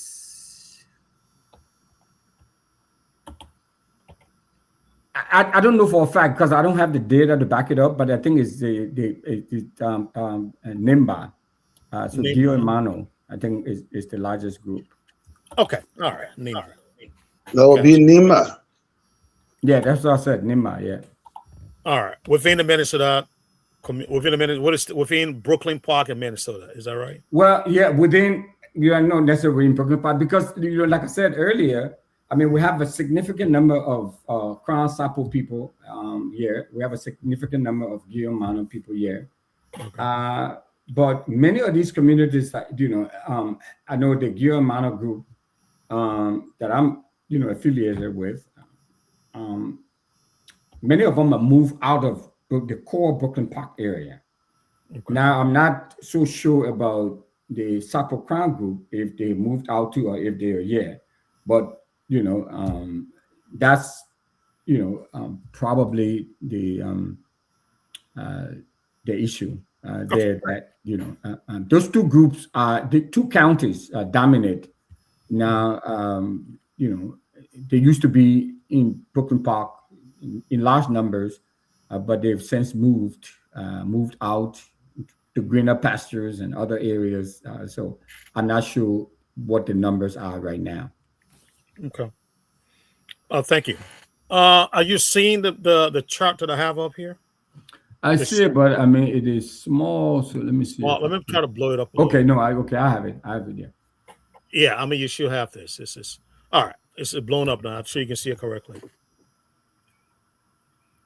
So this right here shows that for the various candidates by Milo, arithmetic, it shows that you lost to Madam Hordat or Hisley, however you want to call it, Hisley, Yeah. 261 vote. And I pulled this up because I wanted us to go by precincts. Because it will narrow down some of the questions that my fellow panelists ask. And it will also show, how did you go about your campaigning? And you will lead us into this. We don't know the precincts. You know the precincts. There are 12 precincts here, Mr. Russell. You only won 3 out of the 12. The rest were won by Miss Hisley, Mistress Hisley or Miss Hisley. Why do you think that is so? Thank you. Yeah, so as I was saying, we're still doing our analysis and all of that. But if you look at, if we start from the bottom, Osceola precinct 1, there's only one precinct in Osceola. You see there that both Charlie Kistler, who's a Republican, and Huda, they got higher numbers there. So that is Huda, for context, Huda is married to a white man. And that Osceola there is a predominantly white area. And also a predominantly Republican area. You've seen that the Charlie Kistler, who's a Republican, got some significant numbers there too as well. Okay, so again, like I said, so that's one of the places I talked about. You see the huge numbers that she got. We campaigned in that area. We had our white canvassers there campaigning in that area, but obviously it was not good enough because I mean she came out with 160. The other guy came out with 136. We only had 85. I mean we have people on the ground there doing a lot of stuff. So there were a lot there playing out there. But again, like I said, so when you have a lot of the folks, they look at incumbents, they look at the name recognition. Oh, I voted for this person the last time, I vote for them again this time. So that's part of what was happening there. So a lot of the places where we have, I can't tell from this.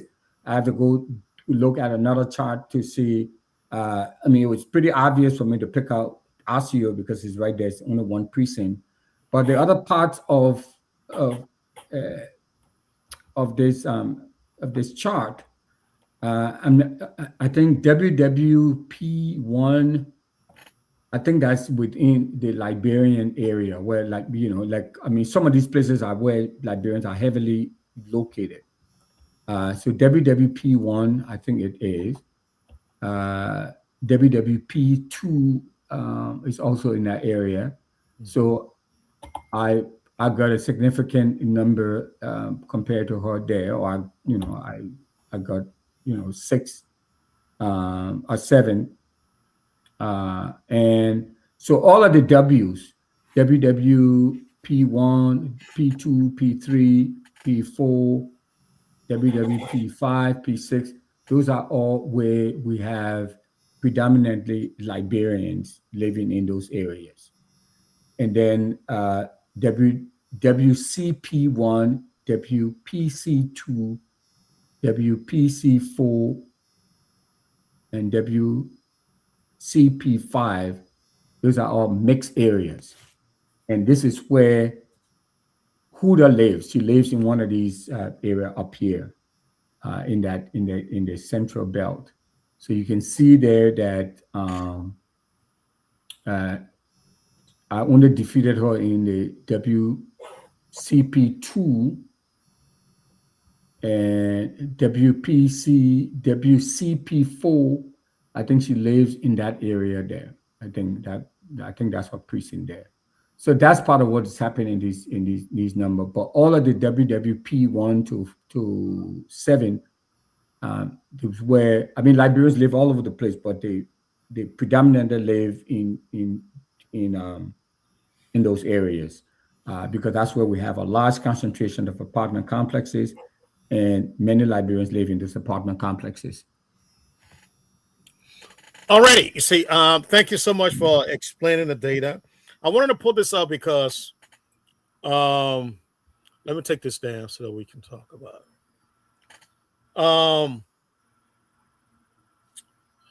Let me go back here.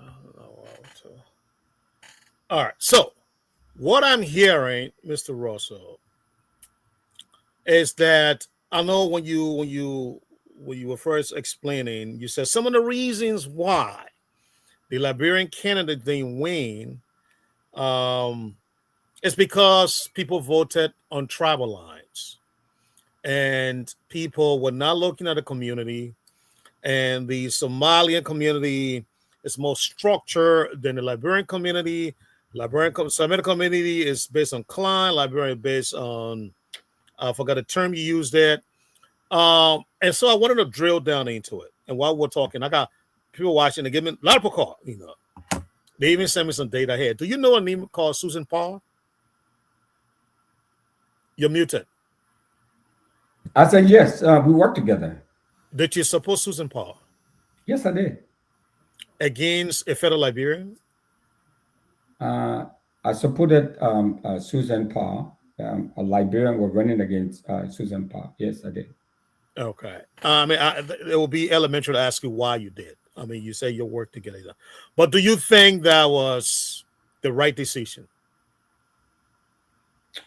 Yes, because this is politics now, so we got to take the emotions and all of that. So it's about strategy. Yeah, yeah. So it's about strategy and all of that. So when my fellow Liberians, I'm going to go in off what you said, because you said Liberian voted based on tribal lines, and because we were not structured. So I want to drill down into what really happened. Yeah. So it's, like I said, you called me like the day after. We're still doing our analysis, but let me be clear here, very succinct, but very clear. We got huge Liberian turnout, huge Liberian support. I'm not going to sit here and blame the Liberian community, because that's not the case. There were so many. You cannot win with just Liberian alone. So you have to diversify. You have to reach out to other communities. You have to do all these different things. But there were a few, number of Liberians who information reaching out said they were voting based on tribal line, or people were telling them, don't vote for this person, vote for that person, and all of that. Some of those things happen. I don't have any information to give you to verify that. But I just want to say publicly, and I said it last night on Spoon, to thank the Liberian community for showing up, for participating in the process, because the numbers increased from 2024 to 2026. The number of Liberians who show up to vote, the numbers increased significantly. So, having said that, though, to go back to your questions, why did I endorse my former colleague? So this is not just somebody who I just know. This is somebody we worked together on the council, on the city council, to deliver for the Liberian community. But when my fellow Liberian and friend, who also helped me in my campaign the last time and knew I was running again against this Kenyan lady, he endorsed her and decided to support her. Okay, 4 months after he did that, I was struggling with that decision. It's politics, brother. This is not you, the bigger guy, you the this and that. No. Okay, if you support my opponent against me, I had a much greater chance of winning than he did, because I have been, around this. I ran for this seat before. This is his first time running. Doesn't matter. But when you endorse the woman I'm running against, who I lost to by 48 votes, and the woman you are running against for the very first time came to me and said, hey, and Susan Parr and Hulda work in the legislature together. She's in the Senate, Hulda is in the House. Hulda refused to work with her and chose to support the Liberian guy, Nehemiah, over Susan. Susan then came to me, hey, Wynfred, we work together, we work on city council, blah, blah, blah. At first, by tradition, I will work with the incumbent, because we serve in the legislature together. We are Democrats and all of that. But she doesn't want to work with me. She wants to work with my opponent. So I'm sitting and say, wow, I have to think about this, because to do that is going to fracture the community. Now, a lot more people know me. So you see my name all over the board, but they don't tell the story that this guy did this. And as a result, they say, okay, I would support, my friend who, that would be an inroad into the Asian community that will help me to win. So that was the thinking behind it. That was the strategy behind it. So it was not like, oh, Wynfred just saw this guy, they say, oh, they support this woman. No, it didn't happen that way, But I never did go and tell folks, don't vote for him, vote for this one. No, even on Spoon, I can send you documented the evidence of me texting people and telling them when you go in there, because I know the woman she's not unpopular. She's not an unpopular senator, and she's an incumbent. I know it was tough for me, even though I had a name recognition, I ran against this candidate before. It was tough for me, but it was even tougher for him because this was his first time running against an incumbent popular senator. Okay. I just want to let you know that I did get a call from the OLM leadership, the Organization of Liberian in Minnesota, and they told me that you contributed to, the defeat that the Liberian community suffered because you endorsed a non-Liberian against a Liberian, and so things went the way they went. I just wanted to put that out there. That's what I brought up, Susan Parr. I'm looking to bring on the OLM leadership on the show so that they can defend their statement as well. Yes. When I'm going to bring on Nehemiah Gali, I said no. Mr. Russell is the guest tonight. I don't want to interrupt the show. I'm going to keep Mr. Russell. Nehemiah Gali will come on another time. So I just want to say that to you. But go ahead. Okay. No. So because when you said the OLM, if that's what the OLM, I can challenge you that no leadership person in the OLM said that. So if someone pretending to be a leader within the OLM said that, you can bring the OLM leadership on. If they attributed the division, quote unquote, within the community with respect to this election on me, that's not true. So bring them on. And I can call the executive director of the OLM right now and ask him to come and join the show. Okay. But Mr. Wright, Mr. Wright, let me just chime in a little. They defeated their own purpose. Mr. Russell went on the side of an American, of someone who he felt that he should support, and the other Liberian went against him. So like two Liberians getting in the ring, instead of going together and say, look here, compare notes, come on a convergence of ideas and thoughts and a plan of action, they were attacking each other. The other man, I don't know whether his name is Nehemiah, you don't vote for Wynfred. Wynfred is saying, because he and the lady work together, so he supported the lady in his office. Right there, you can see that you were boxing yourself in. How could you have won? So in my thinking, therefore, and it's very rationalized. It's logical. I will say here that you're defeated yourself because you felt that if I can go up, this other guy can go up.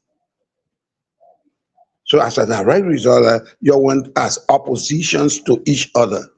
Definitely you could not have won, just as he did not win. That's exactly what it is. That is exactly, is correlated to your respective actions. Your actions were against each other. So definitely you will not have won, just as he did not win. I hope you agree to that analysis, sir. I don't agree, but I mean, I respect your opinion and your views because it didn't, it's not as simple. And I will go a little further. I'll push a little more. Did you support someone who you work with against a Liberian?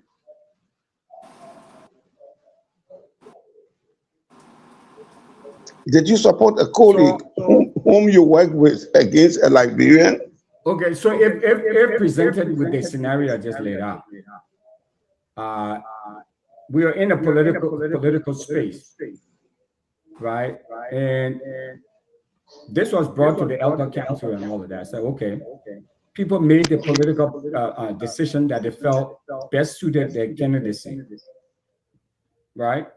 And when you support someone who I'm running against, who have a very, very strong chance of defeating the two largest minority groups here in Brooklyn Park, for example, are the Asian folks and Liberians, not Kenyans, Asian and Liberians. You have Black Americans, you have Nigerians, you have other groups, but the two largest in this district, the Asian, I mean, the white are the largest, but among the minorities, Asian and Liberian. So this Kenyan woman. Let me interject there, Mr. Wynfred. All due respect to you, Mr. Russell. Did you support your compatriot? Did you support him? Of course I did. I didn't campaign against it. I would never do that. I never campaign against it. I mean, did he support you? Oh, he said he did. I'm sure he did. But I mean, I can only tell you what I did. Did you support the lady with whom you have been working, who was also contesting? Did you support that lady? Yeah, because you just said, Mr. Russell, that you supported Susan Paul. Exactly. No. Okay, you asking me what I'm saying. So you okay? No. You don't make it seem like I'm, okay. Don't confuse this stuff. If you ask me a specific question, what I said was that. No, let me make it clear because I'm asking you a question. I am making it clear. I'm making what I said because I don't want it to get confused. Mr. Nippet, please give you the time to explain. You can't hear. You can't. Mr. Russell, come on, please. Mr. Russell, what does he say? I can't say what. No. Russell, go ahead. Mr. Nippet, don't say. Come on, let's have a conversation.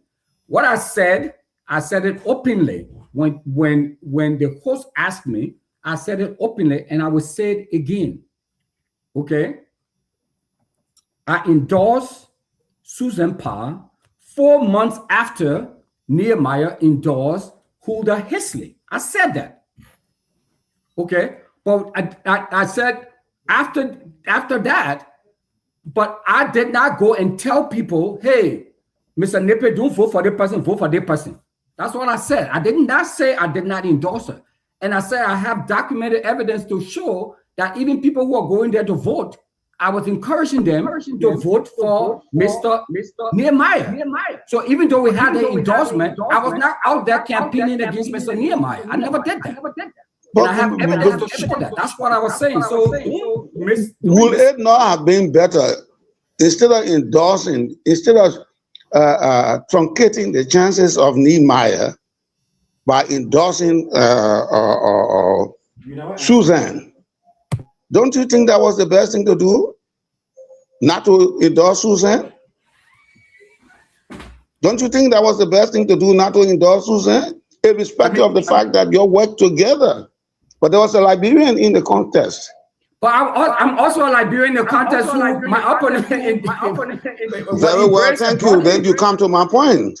But what? You should have been face to face or back to back. You should have been like a team. But Mr. Nippet, I never disagree with you on that. I never disagree with you on that. He did what I did. I did what I did, and I owned it, and I agree. And at the end of the day, what happened? Logically speaking, therefore, at the end of the day, the both of you will lose. And it interprets the scenario that is ongoing in Minnesota. That you, the Liberian community, you do not hold together. That's what it interprets. That's a litmus sample. That's a litmus sample between you and Mr. Nehemiah. For some obvious reason, you decided not to be supportive of each other. It's a litmus sample that caused you to fail. As simple as that, sir. Let me. First of all, Mr. Russell, you want to come in? No, I don't want to. I mean, his opinion, his opinions are his opinion. I'm not going to, because I'm on the ground. Do the fact. If you look at the data and my performance against you know, I mean, there are a couple of things. I mean, it's hindsight. You can say, okay, yes, we do this, but if you, you know, if you embrace and endorse my opponent for whatever political strategic reason, okay, and so people felt that, okay, maybe you should not endorse, you should just step aside. I would have been slaughtered politically in the polls, okay, and so we are looking at political positioning. Now, it doesn't matter who did it first or did it second. The fact of the matter is we did it. He chose a side, I chose a side. Okay? Now, if true, and I'd agree, I mean, the community too, as collective, as a community, I'm not going to blame the voters or blame the Liberian people because they show up, they did their part. So those of us who were there, the political leadership and all of the elders and all of these folks, this is part of what we were supposed to come in and say, look, if representation is critically important to us in the community, let us, you know, everybody has the right to run and do whatever they want to do. But if you look at, you just pull the numbers here. You get the numbers, right? My chances of defeating this woman is much higher than any of the other Liberian candidates. That's just the fact. You look at the numbers. She defeated me by 7 percentage points. Okay? Amounting to 200 and something votes. 261 votes. 261. Yeah. You see that? Okay. So what I'm saying is that where the community, I think, would be helpful, I own up to what I did. I'm not saying that was right. For me, at the time, you know, I felt we had no choice. Like I said, I waited for 4 months to make that decision because I knew it would have been polarizing. It would have been difficult. But at the end of the day, we had to make a decision that we felt was right for us, given the circumstances, right? So, but this is where me, all of us, community leadership, pastors, everybody would have come in and say, okay, representation is critically important to us.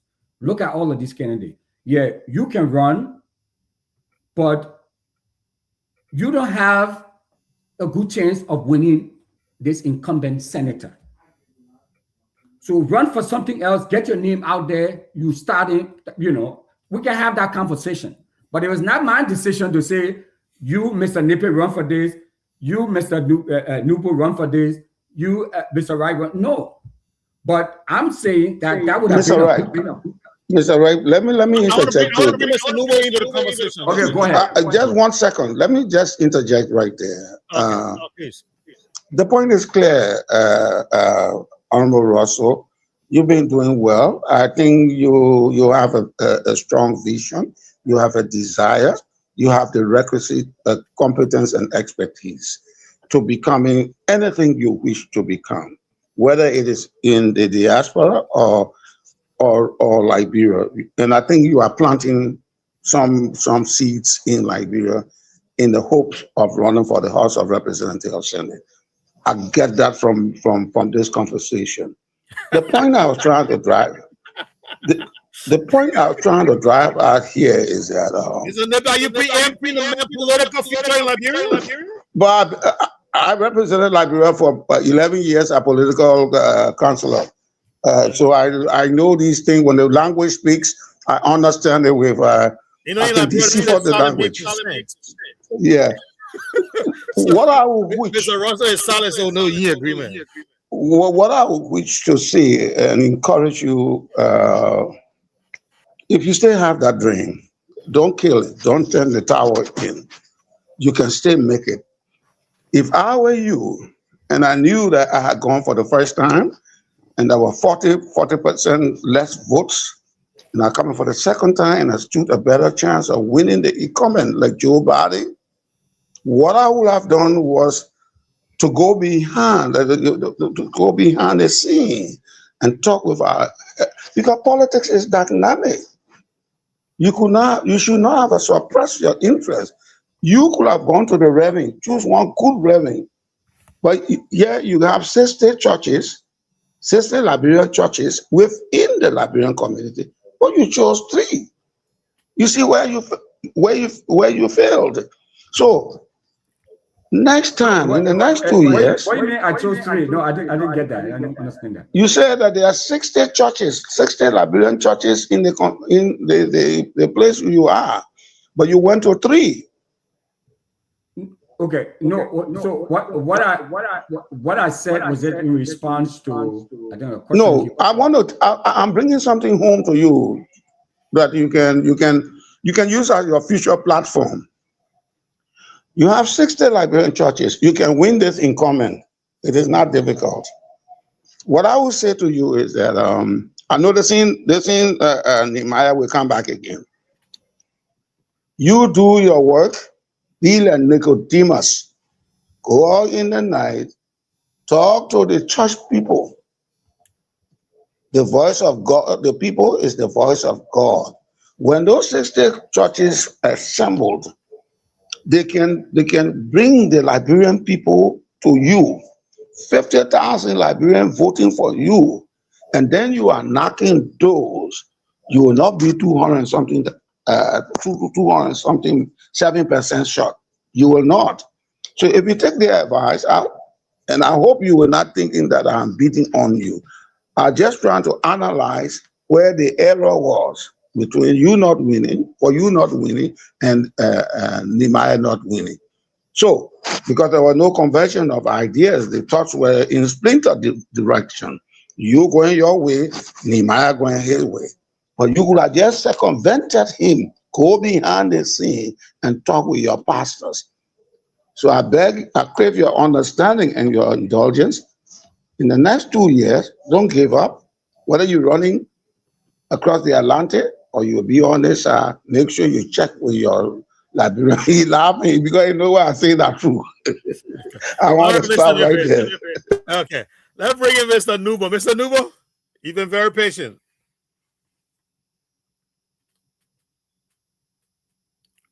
Mr. Nubo. Okay. So while waiting on Yeah. Mr. Nubo. Yes. Okay.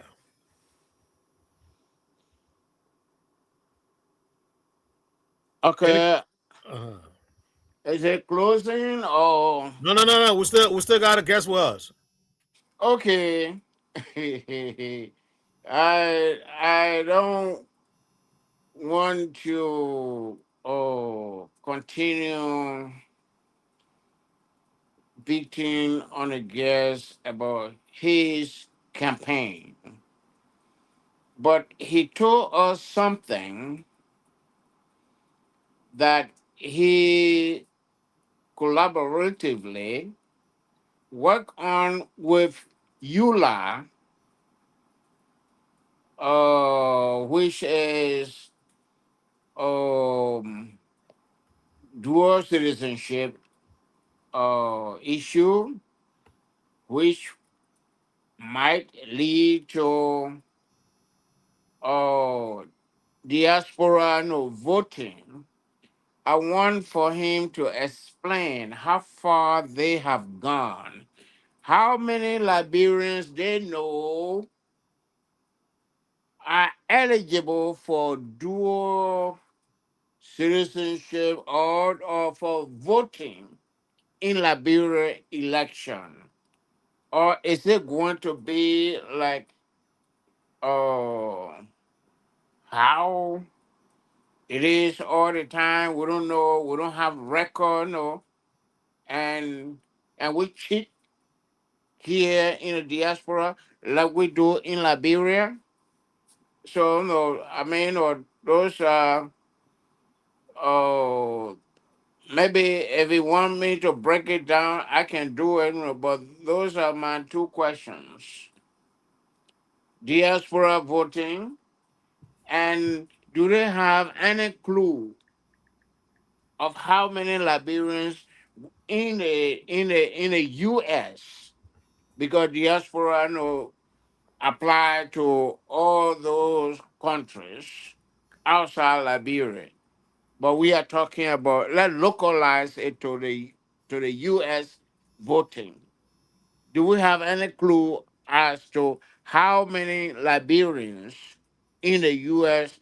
that may be, eligible to vote in the 2029 election? No, thanks for that question. Unfortunately, I do not. So I work with them. It initially, but Emmanuel Wetty would be the person to talk to to get information on that. I'm sure he has access to all of that data. I don't, Mr. Noble. I don't have that information. But where you think he will get the data from now? Does Eula have any data? I suspect they do. I don't work for Eula. I've only I, collaborated with them, so I don't know if they do or not. Mr. okay, Nubo, we do you not heard have this thing no. before. Hold on, hold Leave on. this, Well, leave no, our guest alone. He does hold not have on, that information. hold on, Mister Nepe. I, you had a flow. I didn't interfere. I'm trying to Okay, help you, sir. in Liberia, we don't have any data. Even in the US here, we have no data. So I want for our guests to tell us what he will get the data from. When I was in Atlanta, we said there are 200,000 Liberians in the state of Georgia. That was faulty information. That is not true. And I don't think Wetty will have access to the ships data, the Census Bureau data. They create in what they call technically called ship data, ship files. I don't think Wetty will have more information to that, as compared to somebody who was running in the US of A for an elected position. So, so it's it's. Are we going to invite Wetty here and invite him here? Well, I'll tell you Because what. because no, they are talking about diaspora voting, and they don't know how many. They have no clues of how many Liberians here eligible to vote. And then tomorrow, if we get to go ahead, it will be like we having election in Plebo, where somebody vote 3 times. So that's what I'm asking. Anyway, anybody who can come in, they can come in. Yeah, Thank you. here's what I want to say. Mr. Wetty is the former leader of EULA. I don't think he is the current leader. No, he is not. Okay, so meaning he is not, he wouldn't be the right person to contact. But we'll try to reach out to EULA administration. I know we had him here on the show one time. There's a guy in Philadelphia. He's very active. I mean, he'll come. We'll talk to him No, about no. that. I mean, I remember that. I know. I don't know what you're talking about. The guy had no clue. The All guy right, in that's. Philadelphia we had, he had no clue. I'm saying he is the current leader of EULA. Yeah, he's No. the current leader. He has no clue. So Okay. I will push here for transparency that we want Liberians here to vote when the head of EULA does not even have any clue of what is going on. Okay. Transparency, I'll leave be that as it your. transparent, be it transparency, or be it the number of Liberians who are eligible to vote in Liberia in the US. They don't know anything about that. They don't Okay. have any record.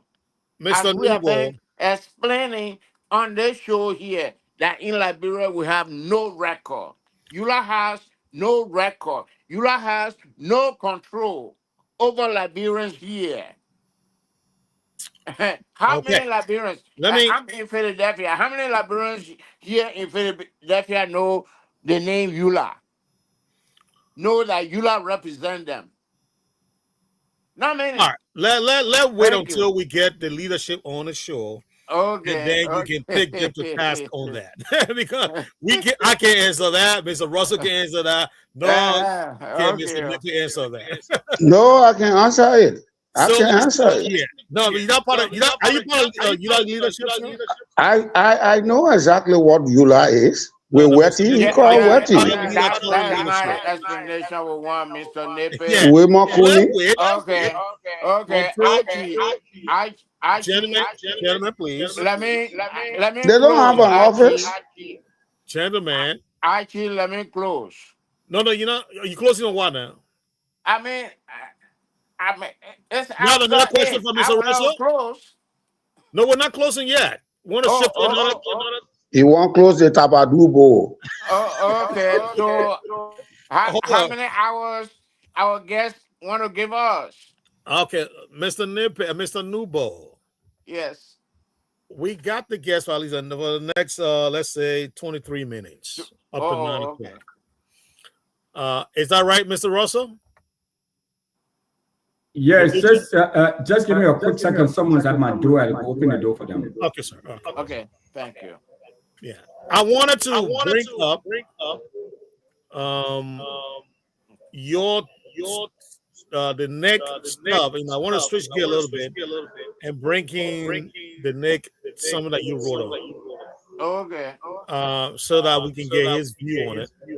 Now Okay. that he has accepted that he may run for an elected position in Liberia, because he disagreed with Mr. Nippy, so Oh I'm no, going to no, ride no. with him. I was off that time. I didn't know about it. Yeah, Mr. Oh, Nippy said he may want to run for a position in Liberia. He didn't say no. Nobody said no. I'm not doing it. But he Yeah. didn't say that. And Mr. Nippy, he said want to run, right? I don't know about that. But yeah, you can well, Mr. tell. I Nippy is run. running for Southtown. No, I will carry. You. You will be the Auditor General. No. I would be there. I would be your campaign leader in Southtown. Oh, really? Yes. That would be good. That would be great. I mean, or the calabash, with palm wine, or and this and that, would be my pay. No. I You got. you you get some money from Joy Weir and Kofa. No. Mr. Russell will help Okay, us with the okay, campaign. okay. Mr. Russell is back. Yeah, the guest is back, gentlemen. The guest is back. Yes. So, Mr. Russell, I wanted to switch gear a little bit for the at least 20-25 minutes we have you for. Are you aware of the Liberia Election Commission increasing the price or the prices for the positions that anyone interested in running will have to pay in order to The run? Are you fees. fees, right? Like a fees. Mm-hmm. Are you aware of that, Mr. Russell? No, I'm not aware of that. I haven't paid particular attention to that. Okay, so let me give Mr. Nubo, who critiqued the neck on that just yesterday, today, I'm sorry, to lay the to give us a summary on that, and then we'll want to get your view on that. Mr. Nubo? Yeah. Well, I would try. Yeah, Because you did a great job okay, earlier. The same summary okay, will work. yes. I read yesterday that to run for president, you have the registration fee now is $10,000 US. To run for vice president is $7,000,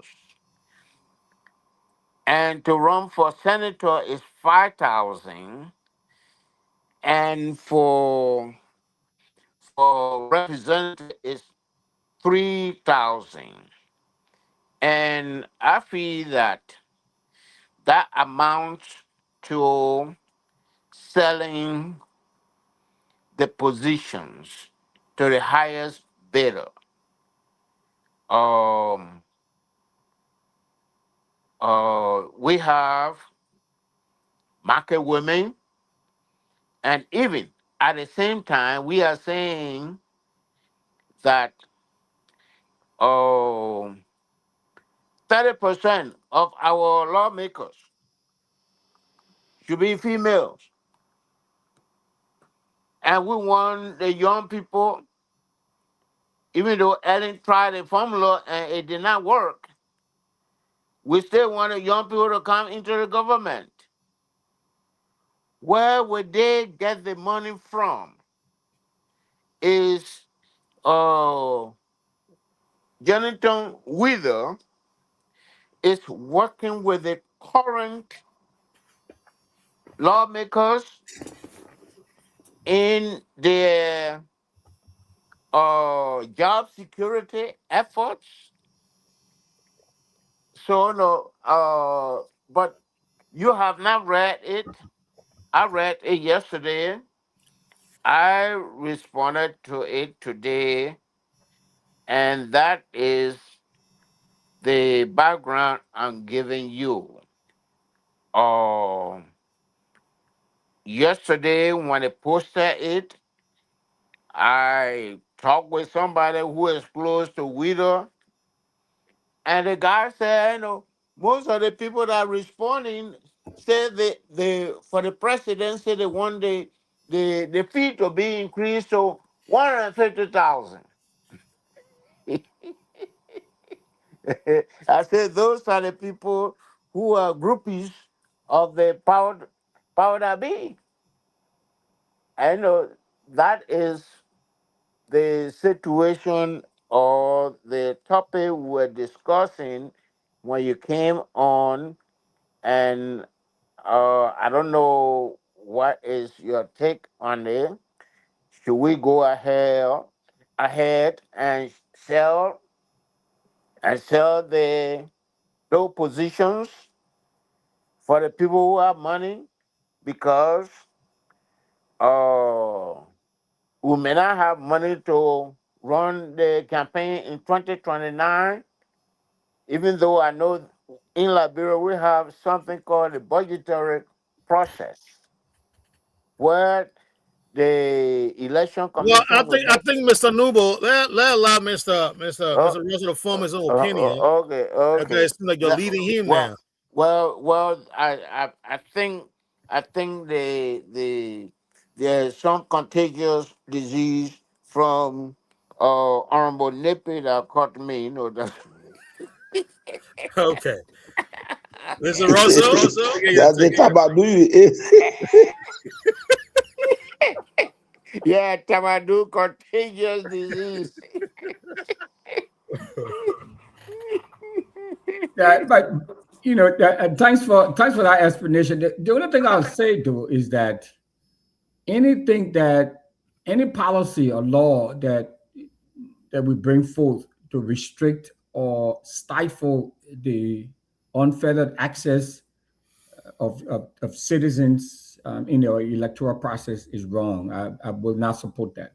Mhm. So whether it's increasing the fee for people to participate, I mean, we should lower the fee to encourage more people to participate Right. in our democracy.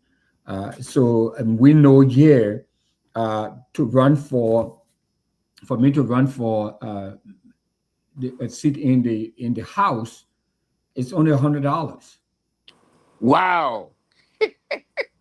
It's only Are you? $100. No, I hold mean, on. Are you serious though? Hundred no, bucks? I'm dead serious. It's $100. In the Because you state. want more, you want to encourage, and you don't want any impediment, whether Wow. real or perceived, put in place that will restrict people participation. Because we try to welcome everybody to come in. That's where people like us, from humble Wow. beginning, immigrants, and all of that, we can participate because they encourage you, they embrace you, they will not, so anything that interferes with that, I would not support. So, but clearly, um, will reject um, whatever proposal, whatever the rationale is that they were using to hike the fee for political participation I'm not going to support it. I reject that. Okay, let me get something clear. Is it for the state representative or the federal representative that costs $100? I've only participated in a state representative Okay, to running for state representative. It's $100, but I can almost which should guarantee which you should that. be something like in Liberia now. Yeah. Okay, So thank so you. let me check the website here and see how much it costs. But why are you looking at that, Mr. Russell? Let me jump in here with my one question. Let's play a little bit of devil advocate here. Do you think because I look on the NEC website today and they got a lot of what they call strategic plan, and they want to do this, they want to do that. So you can see that it is, I mean, everything is finance heavy. But they want to revamp, retool the whole place up. Is that a valid argument to be made that we can burden a budget that is already, under strain? So we got to find a way to raise the fund that we need to put this place in the right order. Is that a valid argument to be made? The okay, now I just got distracted because Oh my because God. Okay. Okay, Do the I tried research. to find this key. why you looking up that for the federal representative? Let me answer. Yeah, Let Mr. me Nubu, give go my ahead. answer to Archie. It's not a valid argument. You look at some writing. Liberian man can write book anytime you give him the opportunity. So don't be fooled by the book they are writing. What are the new initiatives, the new innovations that the election commission is coming up with? All right, but let me hold you right there then. Let me hold The you right there because innovations.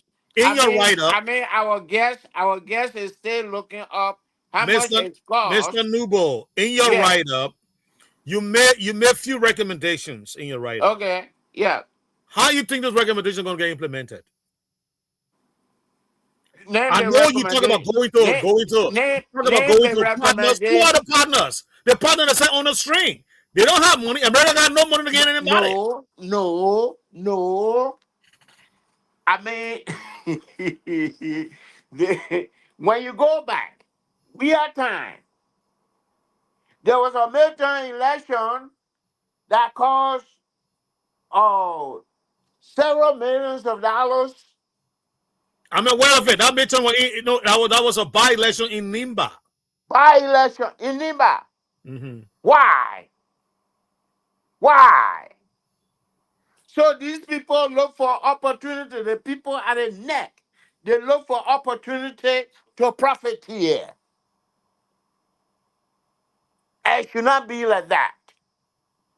We have to go by the law. If the law says you pay $500 to run for the House of Representatives, let it be there. And because George Numo is appointed the head of NEC, George Numo should not go there and touch it. That Okay. is my point. Okay. George But let me Numo can come. George Numo need to come with new innovations. We are printing our ballot in Ghana or in China. And under George Numo administration, this is what we're going to do. but Every Mr. year, Nippet. Mr. Mr. Nippet. David, mute yourself. No, he wants me to come in. I want Mr. Nippet to come in because you make a couple of recommendations. And now you're saying, These people, Actually, you are confusing the whole thing. how am I I? came in because Honorable Russell or something. No. When Honorable Russell is ready to come back, we'll give him the floor. From me, we going to go back to Honorable Russell. We go Honorable to Russell Honorable is still Nippy. researching. Honorable Russell will take his turn. We May go I to please Honorable come in? Nippy. We'll take the whole night, the rest of the night. No, I need to come in.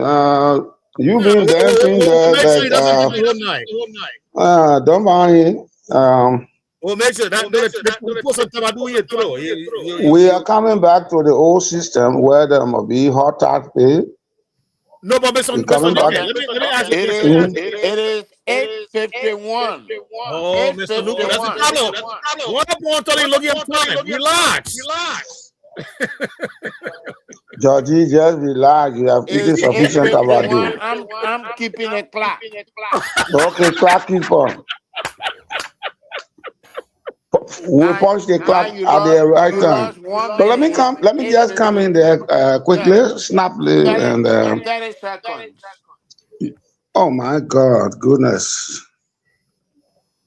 We cannot come back to the poll tax and the question of if you have horses, the question of if you have bank account, which is now doable. You can have your little bank account, but I think it's a preventive mechanism, a mechanism that is being employed so that the incumbents cannot lose their seats as representative and as senator, because some of them have been there for 8.5. By the time we get to 2029, they will have completed their term. Huh? We don't know that'll be true. Well, you can surmise. You can suspect. Because if tell me who in Liberia will have to and wants to be president will have $150,000 besides those who we already know. So maybe what they're trying to do, or $15,000 for a senator, or $5,000 for a representative, or $3,000 for another lower position. With a market woman, I was seeing it, who's selling potatoes. But I just told you, if you go on that website, Mr. Nipe, the people are undertaking a lot of modernization. Stuff that Mr. Nuba recommended in his writing. Look, Archie. Mr. Right, notwithstanding, questions and go to next website. What new things they are trying to do? I'm not getting a point, Mr. Nuba. What do you mean? What are they going to do? Are they going to print the ballot? Are they going to transport the election materials? What are they doing with the money? Mr. Nuba lost me. And the money is not refundable. Oh, well, Mr. Numa is right. If you're asking for $150,000, so you actually, I don't know if we don't give you some peppermint.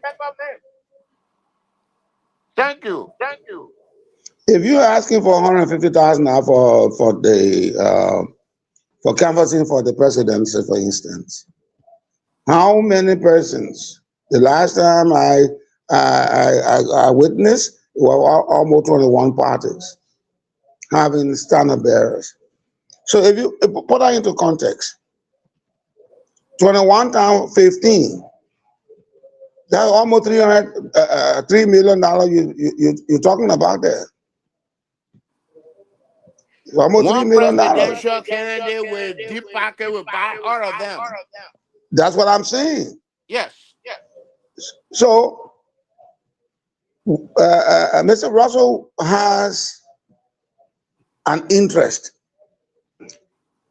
He cannot be having interest in the diaspora to do something substantial, and he's been sending equipment, including fire service trucks and all of those things, going there for Ebola, and would not want to make his presence felt during the 2029 election. So what you are telling Mr. Russell, in essence, is that if you don't have 15,000, you better don't put your vote yet. Now, if he were to have $15,000 and does that and pays that for registration, what is he going to canvass on? I mean, you tell him before he can come to become a representative to vie for the seat of a representative or senator, you must have something like $300 to $400,000. I'm Where is he also going to get saying, it? I'm also saying this. Mr. Russell, are you back with us now? Okay. He's back. All right. So have you what you found out, sir? Yes. Okay. So this is what I found out. I found out. To you guys hear me there? Yes, we're hearing. Okay.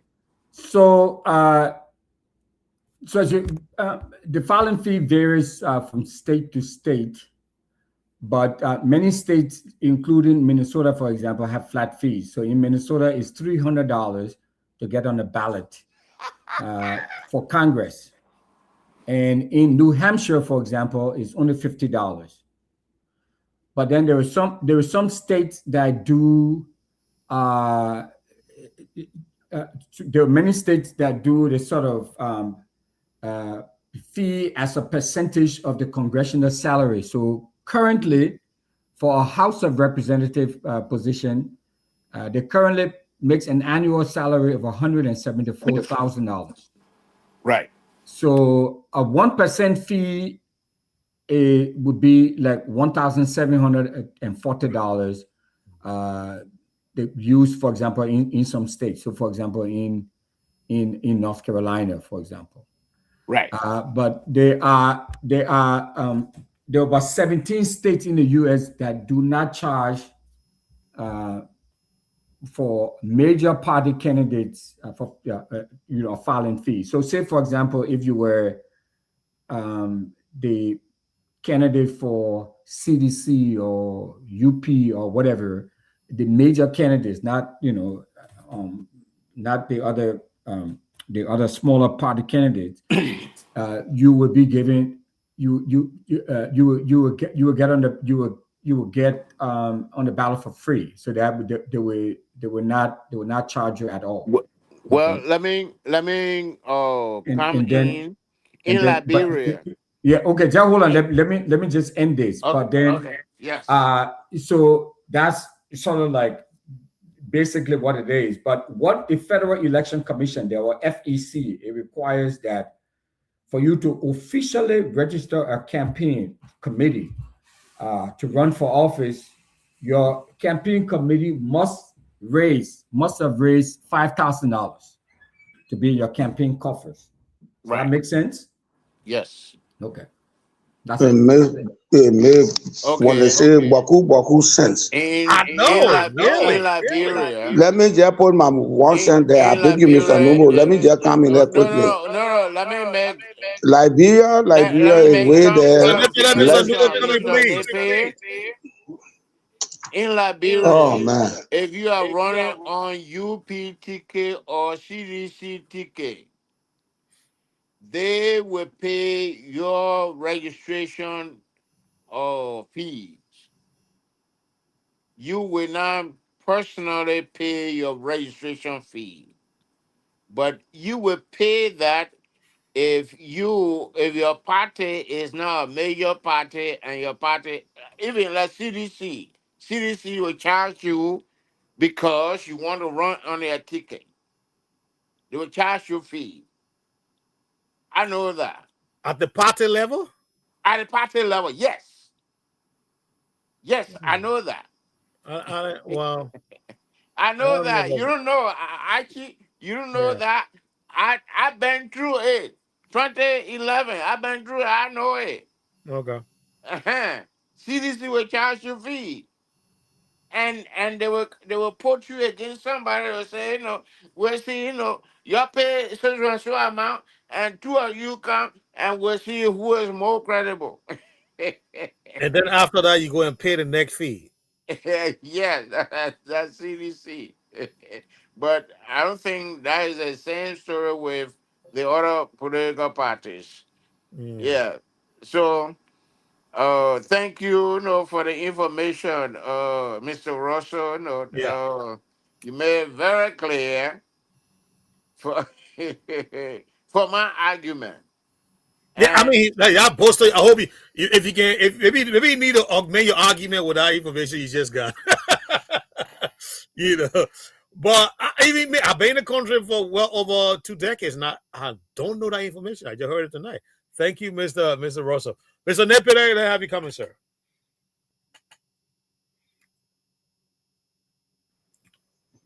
These people are putting a steel door Okay. to those who will not have the money. Mr. Nippy, Yes, sir. Just give me 30, maybe about 60 seconds. I'll give you 2 minutes of my time. Okay. No, let me just clarify something very quickly, right? So in Minnesota, to run for the House of Representatives, I want to know about the House of Representatives because that's what I went for. I have not done the Senate yet. And it may be similar. To run for the House of Representatives, you either gather, I think it's upwards of about 500 signatures, okay, to get on the ballot, or you pay $100. So it's either or. So if you can gather 500, so then it's free. But if you want to, but I did not have the time to go around to gather the 500 signature. So I paid the $100 to get on the ballot. At the city council level, it's $25. But you got to, if you're running for mayor, you have to get 75 signatures. So, Mr. Russell, let me for my clarification. So, if you were to get the 500 signature, that would have saved you from paying the money, right? Yes. Oh wow. Okay. And the city council level, if you're running for mayor, or you're running for city council, just for a seat on the city council, for mayor is 75 signatures of voters, of residents, and then you have to pay $25. So it's not either or. At the state, it's either or. Okay. So at the city level, you have to pay both. You pay $25 and 75 signatures, and they do check those signatures to ensure that you live in the district you say you live in. They do check them. And then if you're running for city council, you only need to come up with 50 names. So that's all I wanted to add. So a system such as what he just alluded to. I should come in. Please do your closing because we are 9:04 now. I will incorporate my closing there. Exactly. I want to thank, I want to thank Mr. Russell for his brilliance. I want to thank him beyond being a very brilliant gentleman for his patience, because we on this program, we are many, but sometimes we try to see how we can extract the conversation by the questions that we bring to our guests. It is to encourage the guests that indeed we need them to come to make this place a home. Because if you see the TOP, it's a teaching our people. And only the likes of you, Mr. Kasser, the lawyers that we have, can make this place. We don't go behind people and try to put them down. We don't go behind you and say, Mr. Russell did this, Mr. Russell did that, this is the evidence here, and you guys go and lambaste Mr. Russell all over the place. We don't discredit people. We try to be very civil in our conversation, such that creates an environment that you want to always come back. I want to salute you this evening for being our special guest, and I hope and pray that you don't put in the tower. If you don't do it, since you didn't do it yet, don't give up. If you have the opportunity to run in Monrovia, run. Run. Because we need to change the minds of our people. We need people with fresh ideas to come on the scene. We need people who are so critical about the needs of Liberia, where they want for Liberia to go, what they want our citizens to become, especially not those of us who are living now, but who have a retrospective view of what Liberian citizens should be in the years to come when we have faded out. And I always call it a 440 relay. We have the baton in our hands and we are running this race. We want to hand it over to the generation that coming. So I want to say to you, thank you so much for accepting our conversation, and please make top radio station FM your home. It's been a pleasure, Mr. Russell. Thank you, sir. Thank you, Mr. Nip. And we all share the sentiment. Mr. Nubo.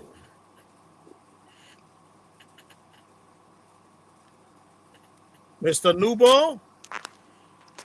Oh, I can. We can hear you.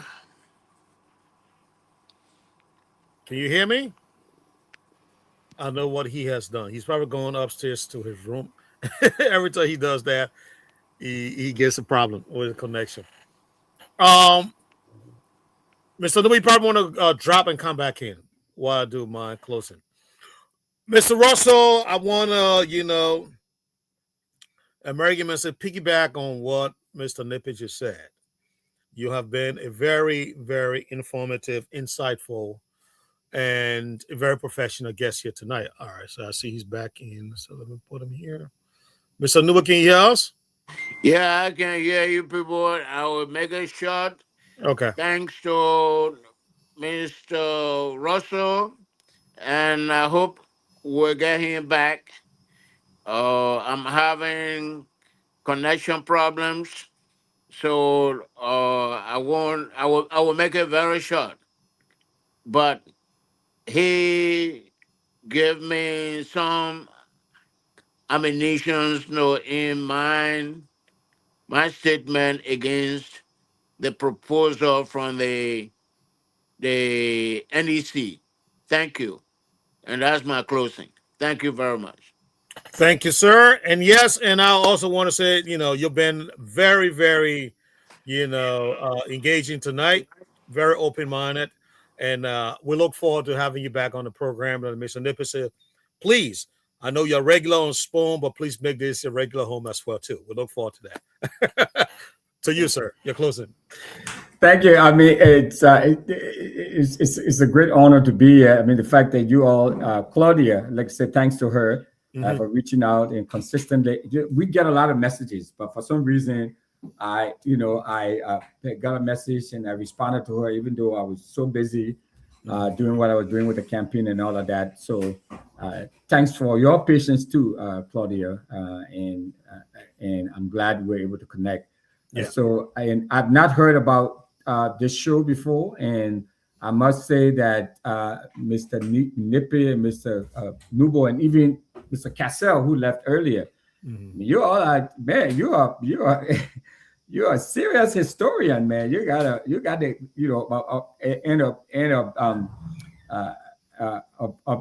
a very sound political analyst. So it's a lot I learned from you all. I really appreciated the opportunity and to come here and chit chat with you all. And but I just want to, again, before leaving, to emphatically, I was talking to the community leader while we were here, based on that information you said, Mr. Wright. And he was at the hospital because his aunt, I think, passed away, Mrs. Tarr. So my condolences as well. But that information, whoever gave you that information, is false. Okay. It's a diabolical lie. But too bad he couldn't make it on the show. But I just wanted to clear that out for your viewers and your listeners and all of them. Okay. But it's been an honor. I learned a tremendous, I learned a tremendous amount of very good, beneficial political information from Mr. Nippy and Mr. Nubu and Mr. Cassell, and I'm grateful and I'm honored and I feel blessed. And so thanks for all the wisdom. I appreciate that. And we're glad to have you as well, sir. We'll look for now. Are you referring to Mr. Kamata then? Okay. All right. Good. All right. Good. Thank you, Mr. Nippy. Mr. Russell. We'll get back to you again on another day, sir. Nice having you. Good night. Thank you. Thank you. Gentlemen, thanks. It was a great night. And I want to say good night to you all. Look forward to seeing you back here tomorrow. And I would reach out to Mr. Nehemiah Ghali, who ran for the Senate seat there in Minnesota, to have you on the show tomorrow. You see, this is why I know we're still live here. So we'll talk off the line. We'll talk off the line. But let's call it a night, gentlemen. See you tomorrow.